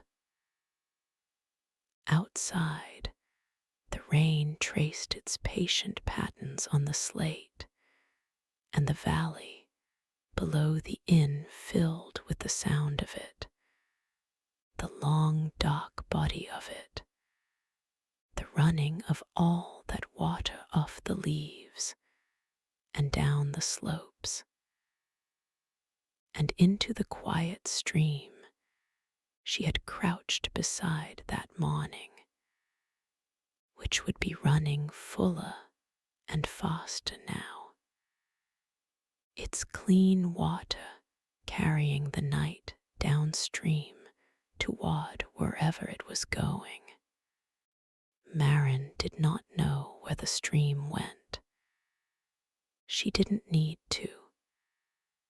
She knew only where she was, in a bed in a room in an inn on a rise above a valley, with the rain around her and the warmth beneath her, and the extraordinary, ordinary steadiness of a place that kept its light on. Her breath dropped lower, lower. She was asleep before she noticed she had stopped thinking. In the morning there would be bread and tea and light on the kitchen floor, and Solen moving through her familiar hours with her familiar patience. But that was morning. This was now, and now was very, very still. On the third morning, the valley was full of mist. Maren saw it when she went to the window before dressing. A low, slow-moving white that had settled during the night into every hollow and low space of the valley floor, so that the tops of the trees stood out of it like dark islands, and the valley had become, overnight, a place of layers, mist below, tree crowns above, and between them a long horizontal band of pale morning light. She stayed at the window for a long time.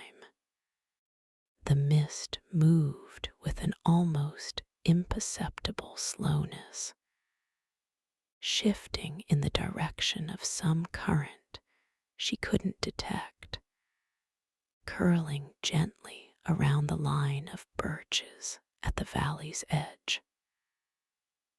The single light she had seen on the far side of the valley, the one she had noticed on her first night, was invisible now, consumed by the white. But she knew it was there. She dressed and went down. Solen was at the kitchen garden, wearing a long wool coat and carrying a basket, moving slowly between the raised beds. She lifted a few things and set them gently in the basket, stalks of something, a handful of round, dark red things, a bundle of the gray-green herbs from the far bed. She moved through the garden the way the mist moved through the valley, without urgency, following her own known paths, Maren leaned against the kitchen door frame with her tea and watched. After a while, Solen looked up and said, "Come and see." Maren walked down through the garden to where Solen was crouched beside the innermost bed, looking at something at soil level. Maren crouched beside her. At the base of one of the larger herb plants, something low and woody, a cluster of small pale mushrooms had appeared overnight. They were very small, very white, standing in a tight group of 6 or 7, their caps still closed, each one perfect, untouched. They appear after certain rains, Solen said. We've never planted them. They come and go as they like. Are they edible? Perfectly. But I never pick them. Solen looked at them for a moment longer. They remind me that the garden isn't entirely mine. Maren studied the mushrooms. They had the quality of something that belonged to a different time of day, to night, to the inner hours when no one was watching.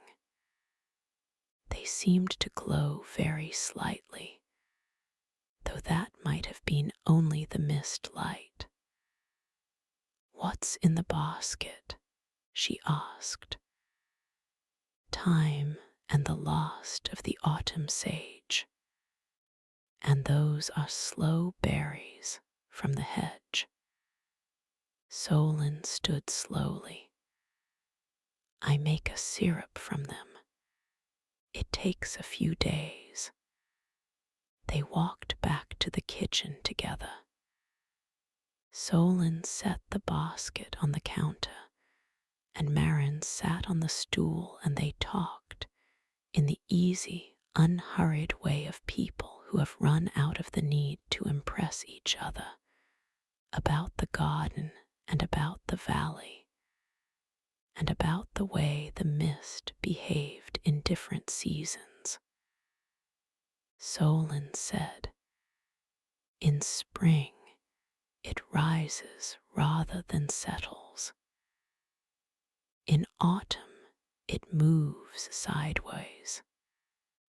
In winter it simply sits and doesn't go anywhere until mid-morning." Maren said, "What is it like in summer?" "Rare," Solen said. "The valley doesn't hold mist well in the heat. Everything is too awake." There was something in this that Maren filed away, the idea of being too awake for mist, the idea that some conditions require a certain temperature of the world in order to appear. After breakfast, she asked if she could help with something. Solen looked at her for a moment. "The wood wants splitting," she said. "Behind the east wall. There's a block and an axe, but only if you want to." Maren had never split wood in her life. She had grown up in cities, in apartments, in the managed warmth of central heating. She went around the east wall and found the block, a wide, flat round of tree trunk set on end, and the axe leaning against the wall beside a neat stack of already split sections. She picked up the axe. It was heavier than she expected. Not impossibly so, just heavier. the kind of weight that required you to settle your feet before using it, to know where the ground was. She set a round of unsplit wood on the block and looked at it. Then she swung. The wood did not split cleanly. It stuck. She had to work it free and try again. On the fourth try, it split along a grain she hadn't seen, and the two halves fell to either side of the block with a satisfying hollow sound, releasing a bright smell of raw wood, birch, she thought. The same birch as the trees on the lane. She worked for the better part of an hour. By the end of it, her shoulders ached pleasantly, and there was a stack of split sections nearly a meter high, and her hands were cold and smelled of birch. She carried the wood inside in armloads, stacking it in the basket beside the hearth the way she had seen it stacked before. Solen watched this without comment, which was the best possible response. When the last armload was in, Maren sat heavily in the chair by the fire. How did that feel? Solen asked. Maren thought about it. Good, she said, like the kind of tired that's honest. The body knows the difference between useful effort and effort without purpose, Solen said. You've been carrying the second kind. Maren sat with this. The fire took the new wood and brightened. I think that's true, she said.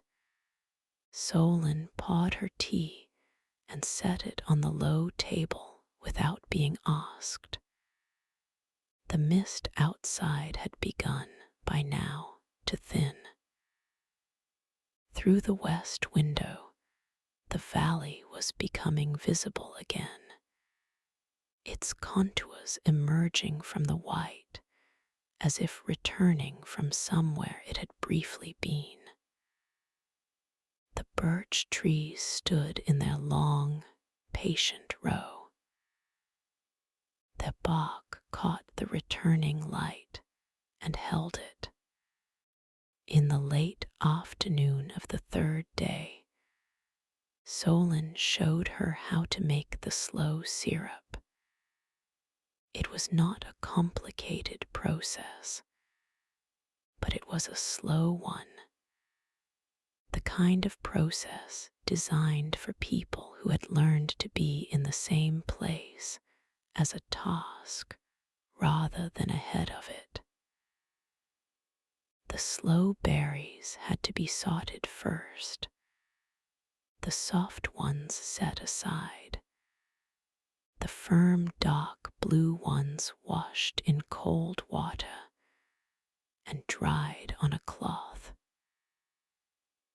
then pricked, each one with the tip of a long pin to let the sugar in.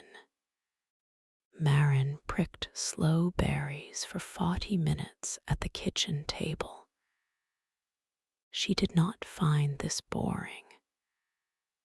She found it increasingly absorbing the small definite action of the pin, the tiny give of each berry, the way the dark juice appeared at the prick point, and then reabsorbed as the berry rolled in her fingers. Each berry was slightly different.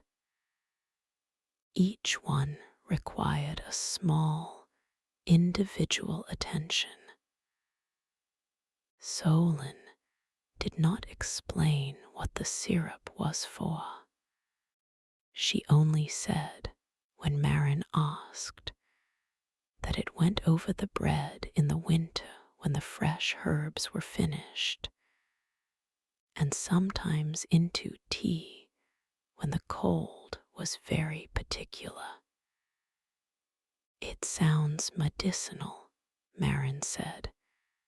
It is, but not in the way a doctor means it.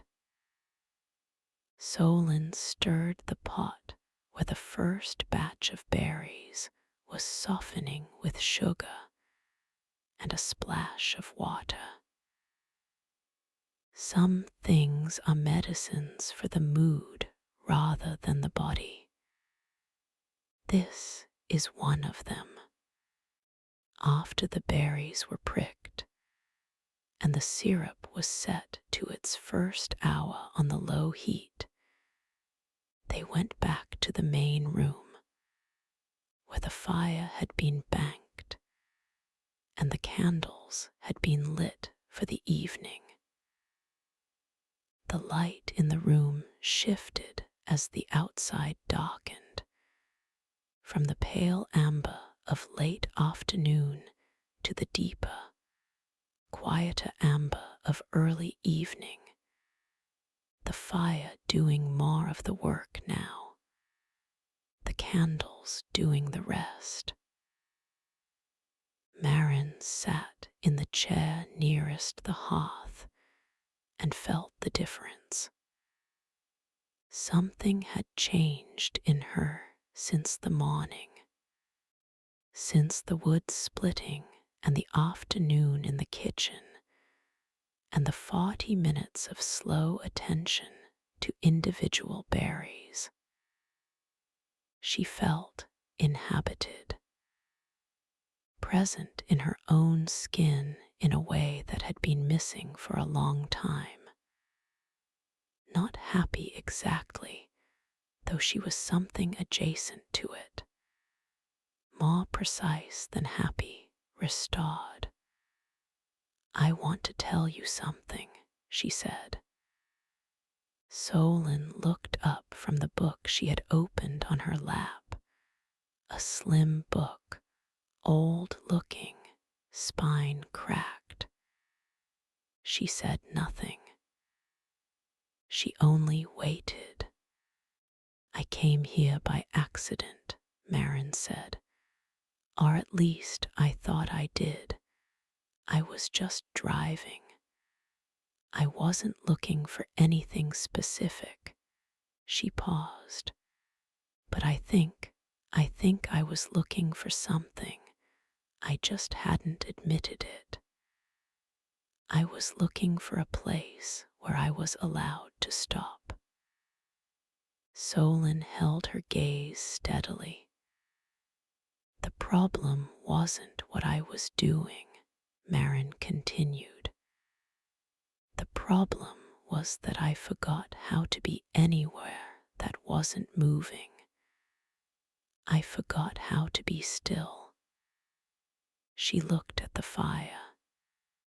I think I've been still here for 3 days, and it's the first time in years that being still has felt like enough. Solen closed her book around her finger to keep the page. What you've described, she said, is what most of my guests have described in one form or another. The forgetting, the momentum that carries past the point of needing it. She looked at the fire as Maren was looking at the fire. The inn catches people after the momentum runs out, or sometimes just barely before it does. Which was I, just barely before, Solen said. You drove well. You found the lane. Maren half smiled. It was not a happy smile or an unhappy one. It was the smile of a person who has recognized something true about themselves without having to be defensive about it. "When do you think I'll be ready to leave?" she asked. "That's not something I can tell you," Solen said, "but you'll know. It will feel less like leaving and more like continuing. There is a difference." Maren thought about continuing. The words sat differently in her mind than it usually did. Usually continuing meant the resumption of the same velocity. Here it felt like something else, like the stream she'd found in the valley, running in its way, but fed by last night's rain. The same stream, but more itself. "I don't want to lose this," she said. "What happens here? The way things feel." "You can't take the inn with you," Solen said simply. "But you can take the knowledge that you found it, that it exists." She turned a page she had not yet read, and then closed the book entirely. People who have been here know that rest is possible. That is the thing that stays, not the rest itself, that would be too fragile to carry, but the knowing. The fire gave a low, settling sound.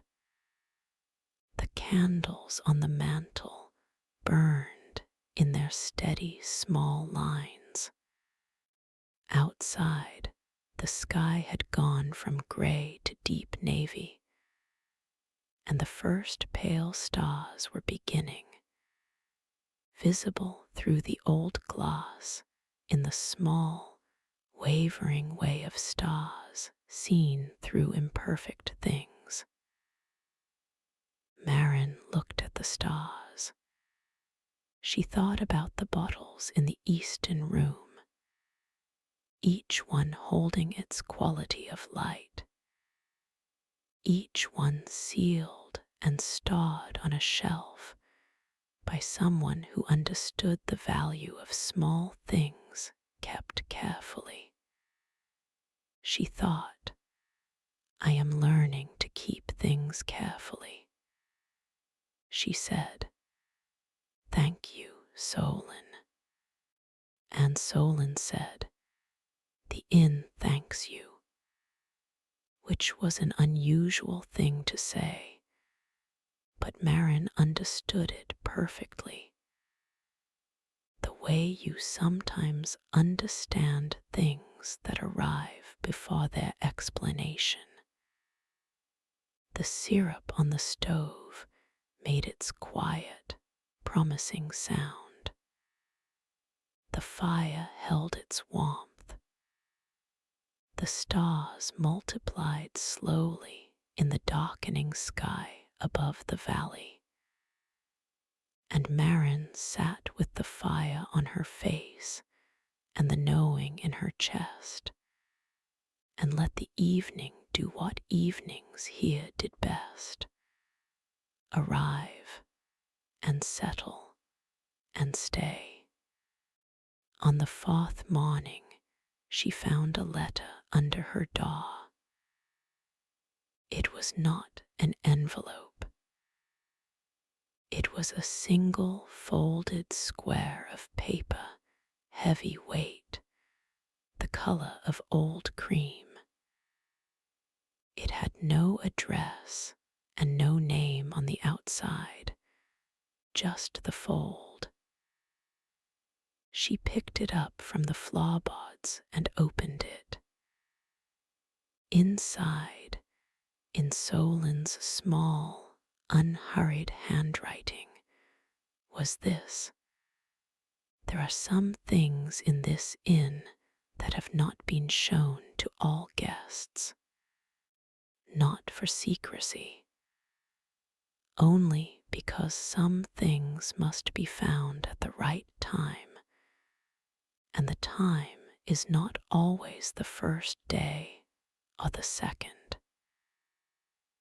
If you would like to see what is below the eastern room this morning, you may find the door at the base of the eastern staircase. The key is in the bread crock." Maren read it twice. Then she set it on the bedside table and went to the window. The valley this morning was clear. The mist had gone, and the sky was a deep, washed blue, with a few long horizontal clouds carrying the first color of the coming sun, rose, and the very pale orange of light traveling a long distance. The birches along the valley edge caught this light on their white trunks, and it moved up them slowly, illuminating each one in sequence, as if the morning were introducing them one by one. She dressed quickly. She went downstairs. The bread crock was in the kitchen, as always.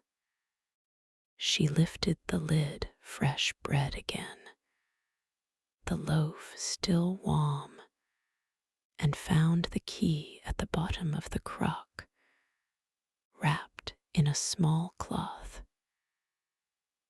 It was a long key, old brass, different from her room key. She held it in her hand for a moment. The eastern staircase was not the main staircase, but a narrower one, at the back of the corridor, past the eastern room. One she hadn't noticed before because a tall oak wardrobe stood close to its entrance, and the door blended into the wall. She moved the wardrobe slightly and found the door. The lock turned smoothly. The staircase went down. Below the inn was a room Maren had no word for. It was not a cellar, though it was below ground. It was not a vault, though the ceiling was curved stone, older than the inn above it. It was lit. She saw this as she stepped down and her eyes adjusted, by a series of small enclosed lanterns set into niches in the wall at regular intervals. They burned with a clear, steady flame. Not candles, something that burned longer, slower.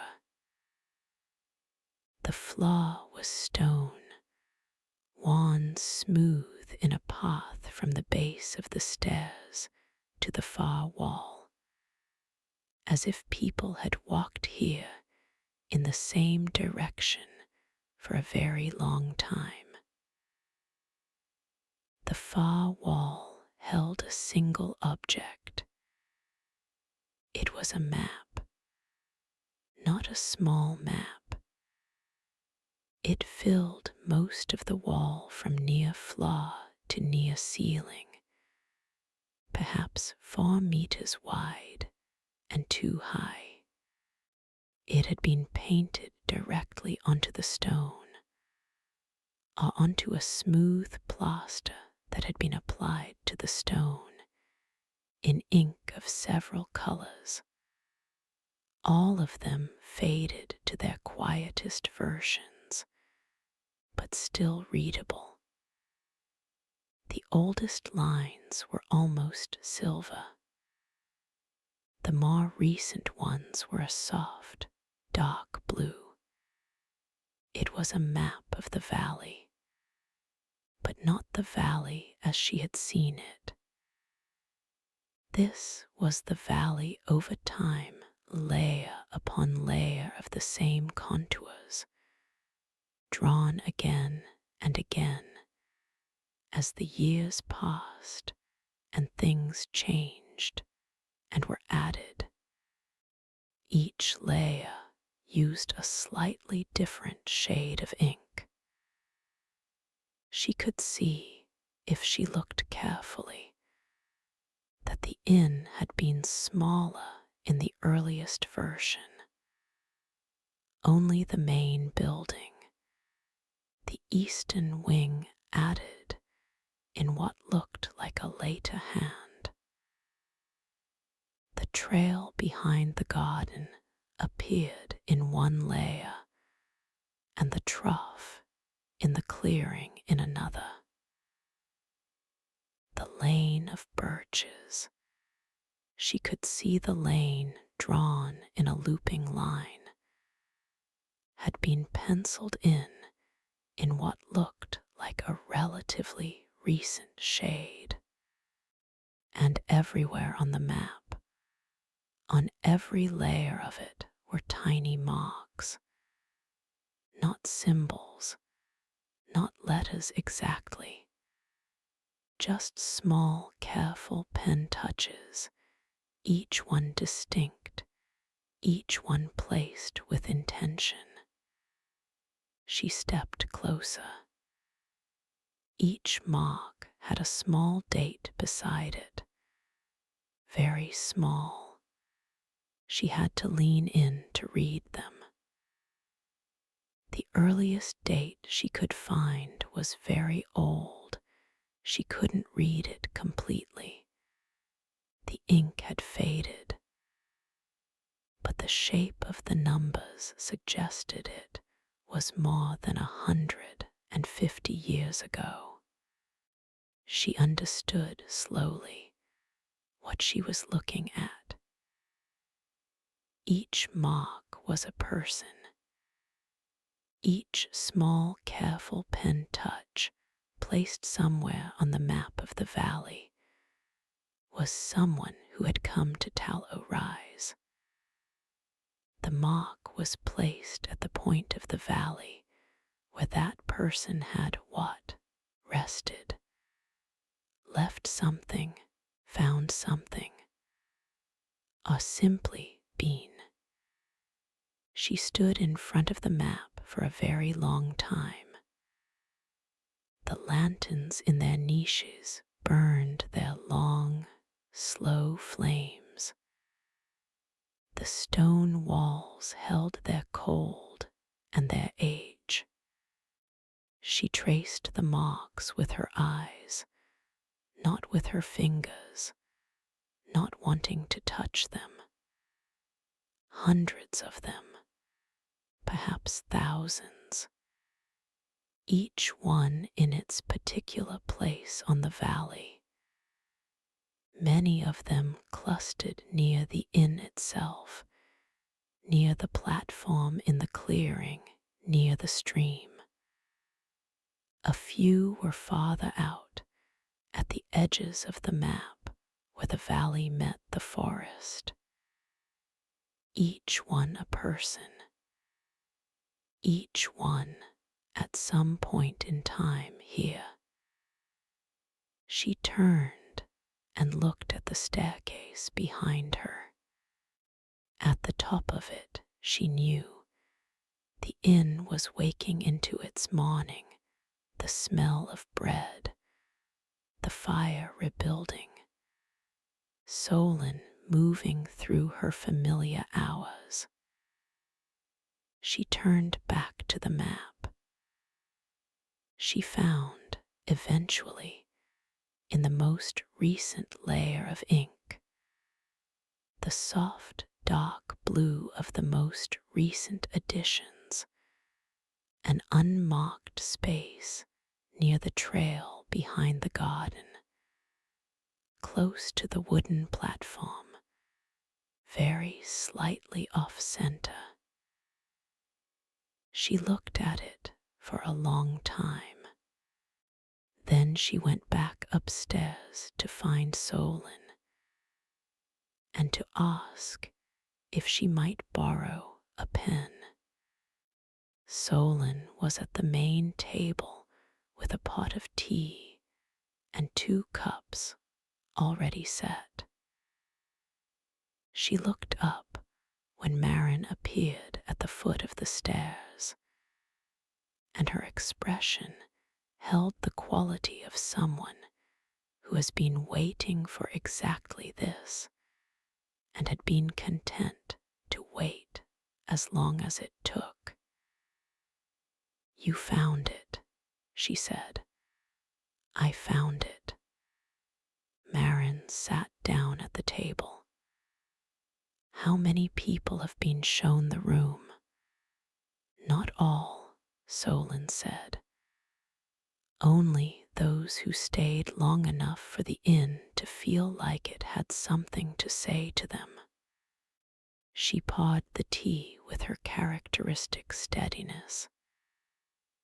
"The map is how the inn keeps its own memory. I only tend it. Each guest adds their own mark.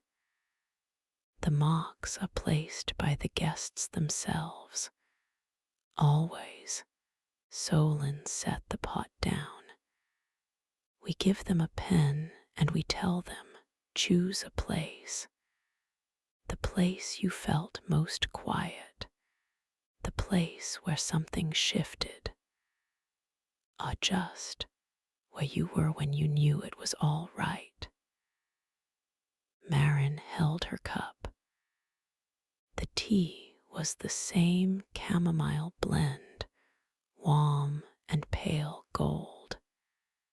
"Where is yours?" she asked. "Your mark." Solen smiled, a different smile from the quiet ones she usually gave. This one was fuller. "By the bread oven," she said, "the corner of the kitchen where the warmth comes through the wall in winter.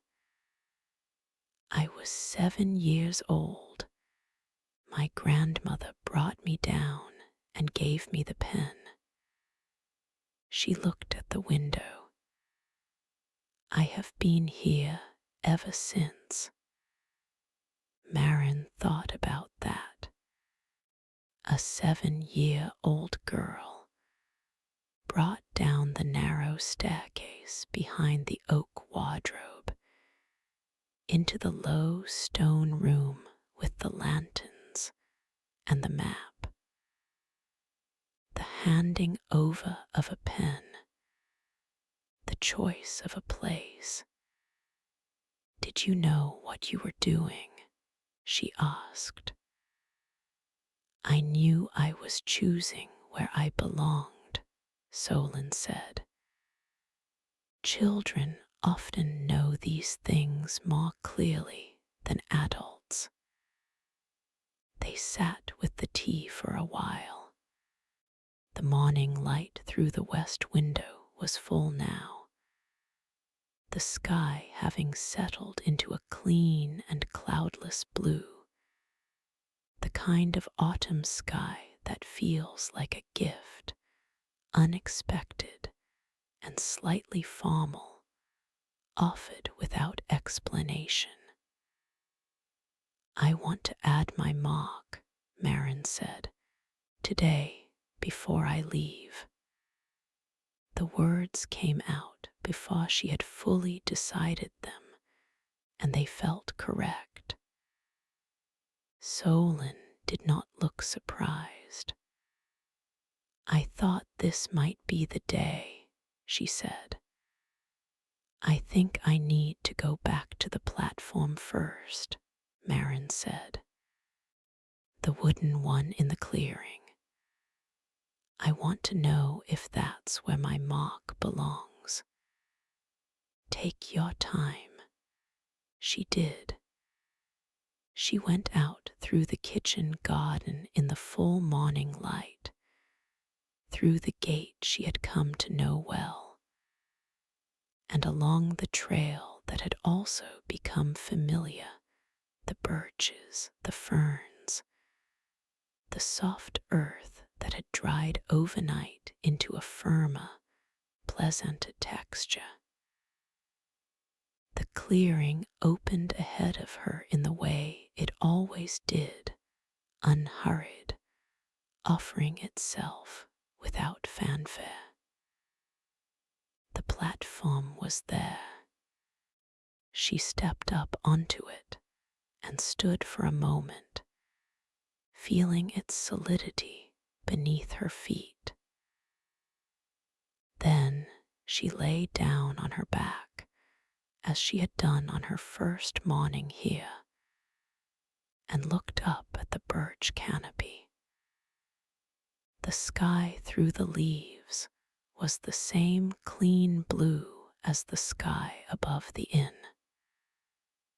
The leaves, gold and pale green, and the white of their undersides turned to the light, moved gently in a barely their breeze, and the light came through them in the shifting, dappled way that seemed to breathe.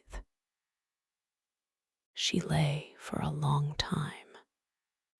She thought about all the people who had lain here before her. On other mornings, in other seasons, with their different exhaustions and their different weights.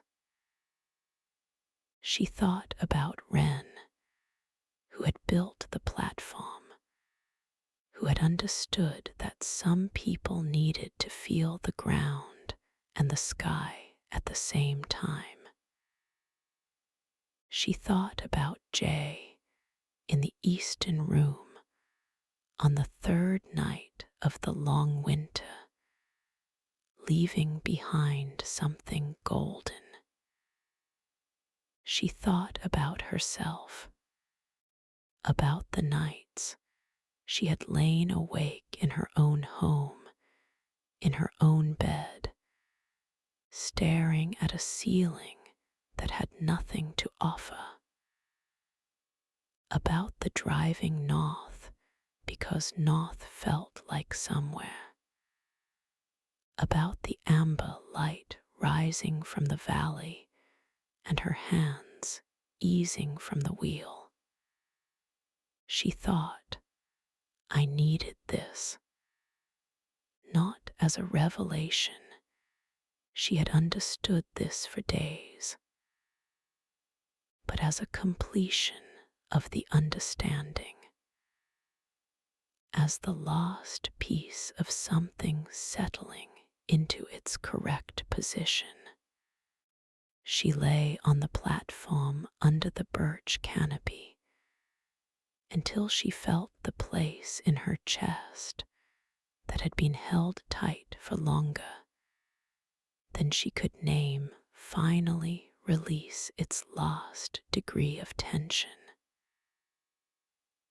It was a small, specific feeling, not dramatic, not a wave of emotion, just a quiet opening, like a door that has been closed for a long time finding itself slightly ajar. She got up slowly. She looked at the platform for a moment, the weathered wood, the birch leaves on it, the wan edge where many feet had stepped. She said, as she had said to the bottle in the eastern room, but differently now, with more of herself behind it, thank you.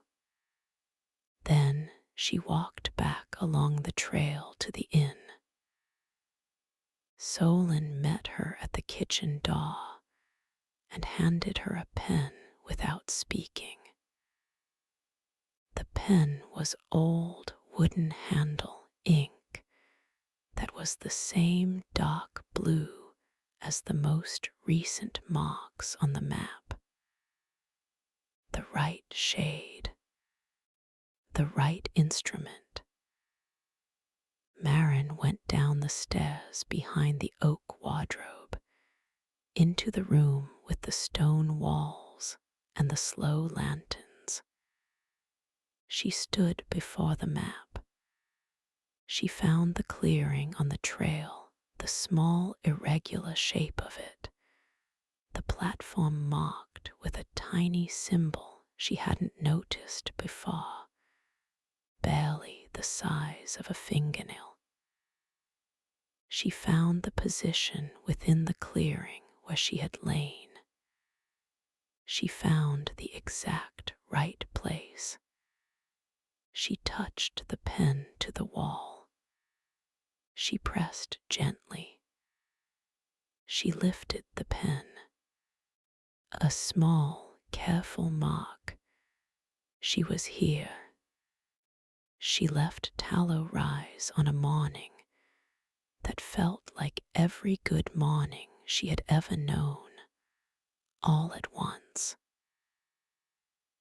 The sky was the soft grey of very early hours, not the heavy grey of rain, but the open grey of a sky still deciding. The birches on the lane were still, and the dew on the gravel caught the light from the inn's windows and held it briefly before it evaporated into the cool air. Maren stood at the foot of the lane with her bag and looked back at the building. It was exactly what it had been when she arrived. Low slate roof, thick stone walls, the old glass in the windows, each one lit from inside, the main room's fire still going, the kitchen light on, the single gold window at the top of the east gable glowing as it always did, the sign above the door, the small carved lantern, the wan gilt, the pressed letters below it. Rest here. She had. Solen was standing in the doorway, not to see her off in a formal way, simply standing there, the way she always stood, unhurried, present, her hands folded in front of her apron, the light from the hallway behind her making her a warm silhouette against the stone. "Is there anything I should bring back?" Maren asked. She wasn't sure exactly what she meant by this. She hadn't planned the question. "Nothing that isn't already yours," Solen said. Maren nodded. She looked at the inn one more time, at the windows, at the walls, at the particular quality of the light coming from within, which was the same quality she had noticed on her first night from the road above. Amber, warm, unwavering. "The light here," she said, "it never feels like it could go out." "It hasn't," Solen said simply, "in any weather I can remember." Maren turned back to the lane. She walked up slowly, through the birches, the trees releasing their small sounds as the morning moved through them. The papery sound of leaves, the creak of a branch high up, the brief acceleration of a bird through the canopy. The gravel turned to packed earth, and then to the road above, and she stood at the top for a moment and looked out. The valley below her was full of the quiet of early morning. She could see the clearing from here, or the edge of it, where the birches thinned. She could see the line of the trail she had walked 4 mornings in a row, curving its way through the trees. She could not see the stream from here, but she knew it was there, running in its steady way, fuller now from all the rain. And below all of it, at the center of the valley, at the bottom of the lane of birches, the inn, the glowing windows, the warmth it held inside itself and gave out without effort. She stood at the top of the lane until she could see it clearly in her mind, not as an image to be starred and looked at, but as something more like a compass point, a fixed warm mark in the interior landscape that she would carry forward with her, not the rest itself. Solen had been right about that. The rest was too delicate to carry intact, but the knowing, the knowledge that rest was possible, that there was a place that kept a light on, that warmth could be accumulated in a building over generations and could still be felt, still given, still received, that some tiredness is not a flaw, but a sign of care carried too long without being set down, that setting it down was not surrender. She walked to her car. The inside of it was cool from the night. She started the engine and turned the heat on and sat for a moment while the car warmed, looking at the road ahead. North, still, but differently now. North as continuation rather than flight. North because there were things worth returning to, and returning to them with more of herself than she had left with felt like something worth the drive. She pulled onto the road. In the rearview mirror, the lane of birches shrank behind her. The valley became a long shape below the road, then a suggestion, then invisible around the first curve. She drove. The morning opened ahead of her in the way mornings do when you have slept properly and eaten well and walked in the early air and lain on a wooden platform under a birch canopy with the sky above you, and understood, really understood, that you were allowed to be where you were.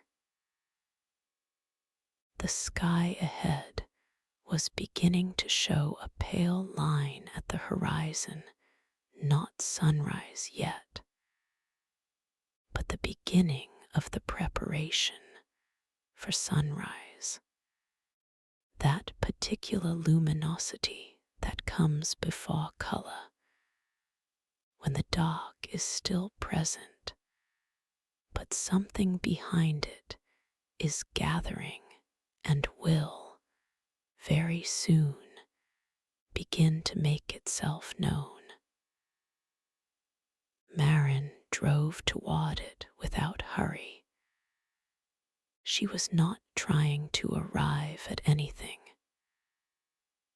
She was simply on the road in the morning, with the warmth of the car around her and the quiet of the valley behind her and the slow brightening ahead. In the eastern room of the inn, on the second shelf from the top, there was now a small round bottle, sealed with dark blue wax. The light inside it was a soft, steady gold, not the amber of a fire, not the silver of moonlight, but something between them and beyond them, the particular light of several nights that had finally worked. Solen had sealed it carefully. She always did.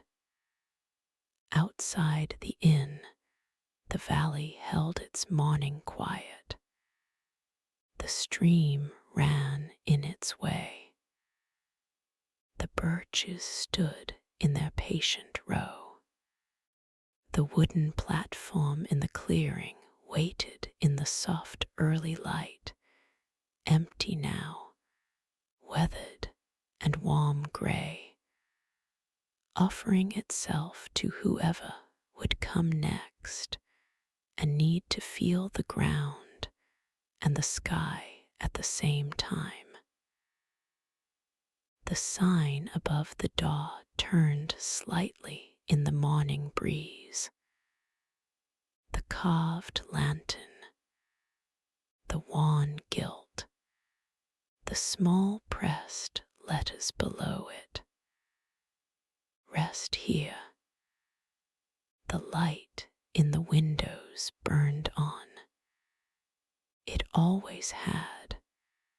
It always would.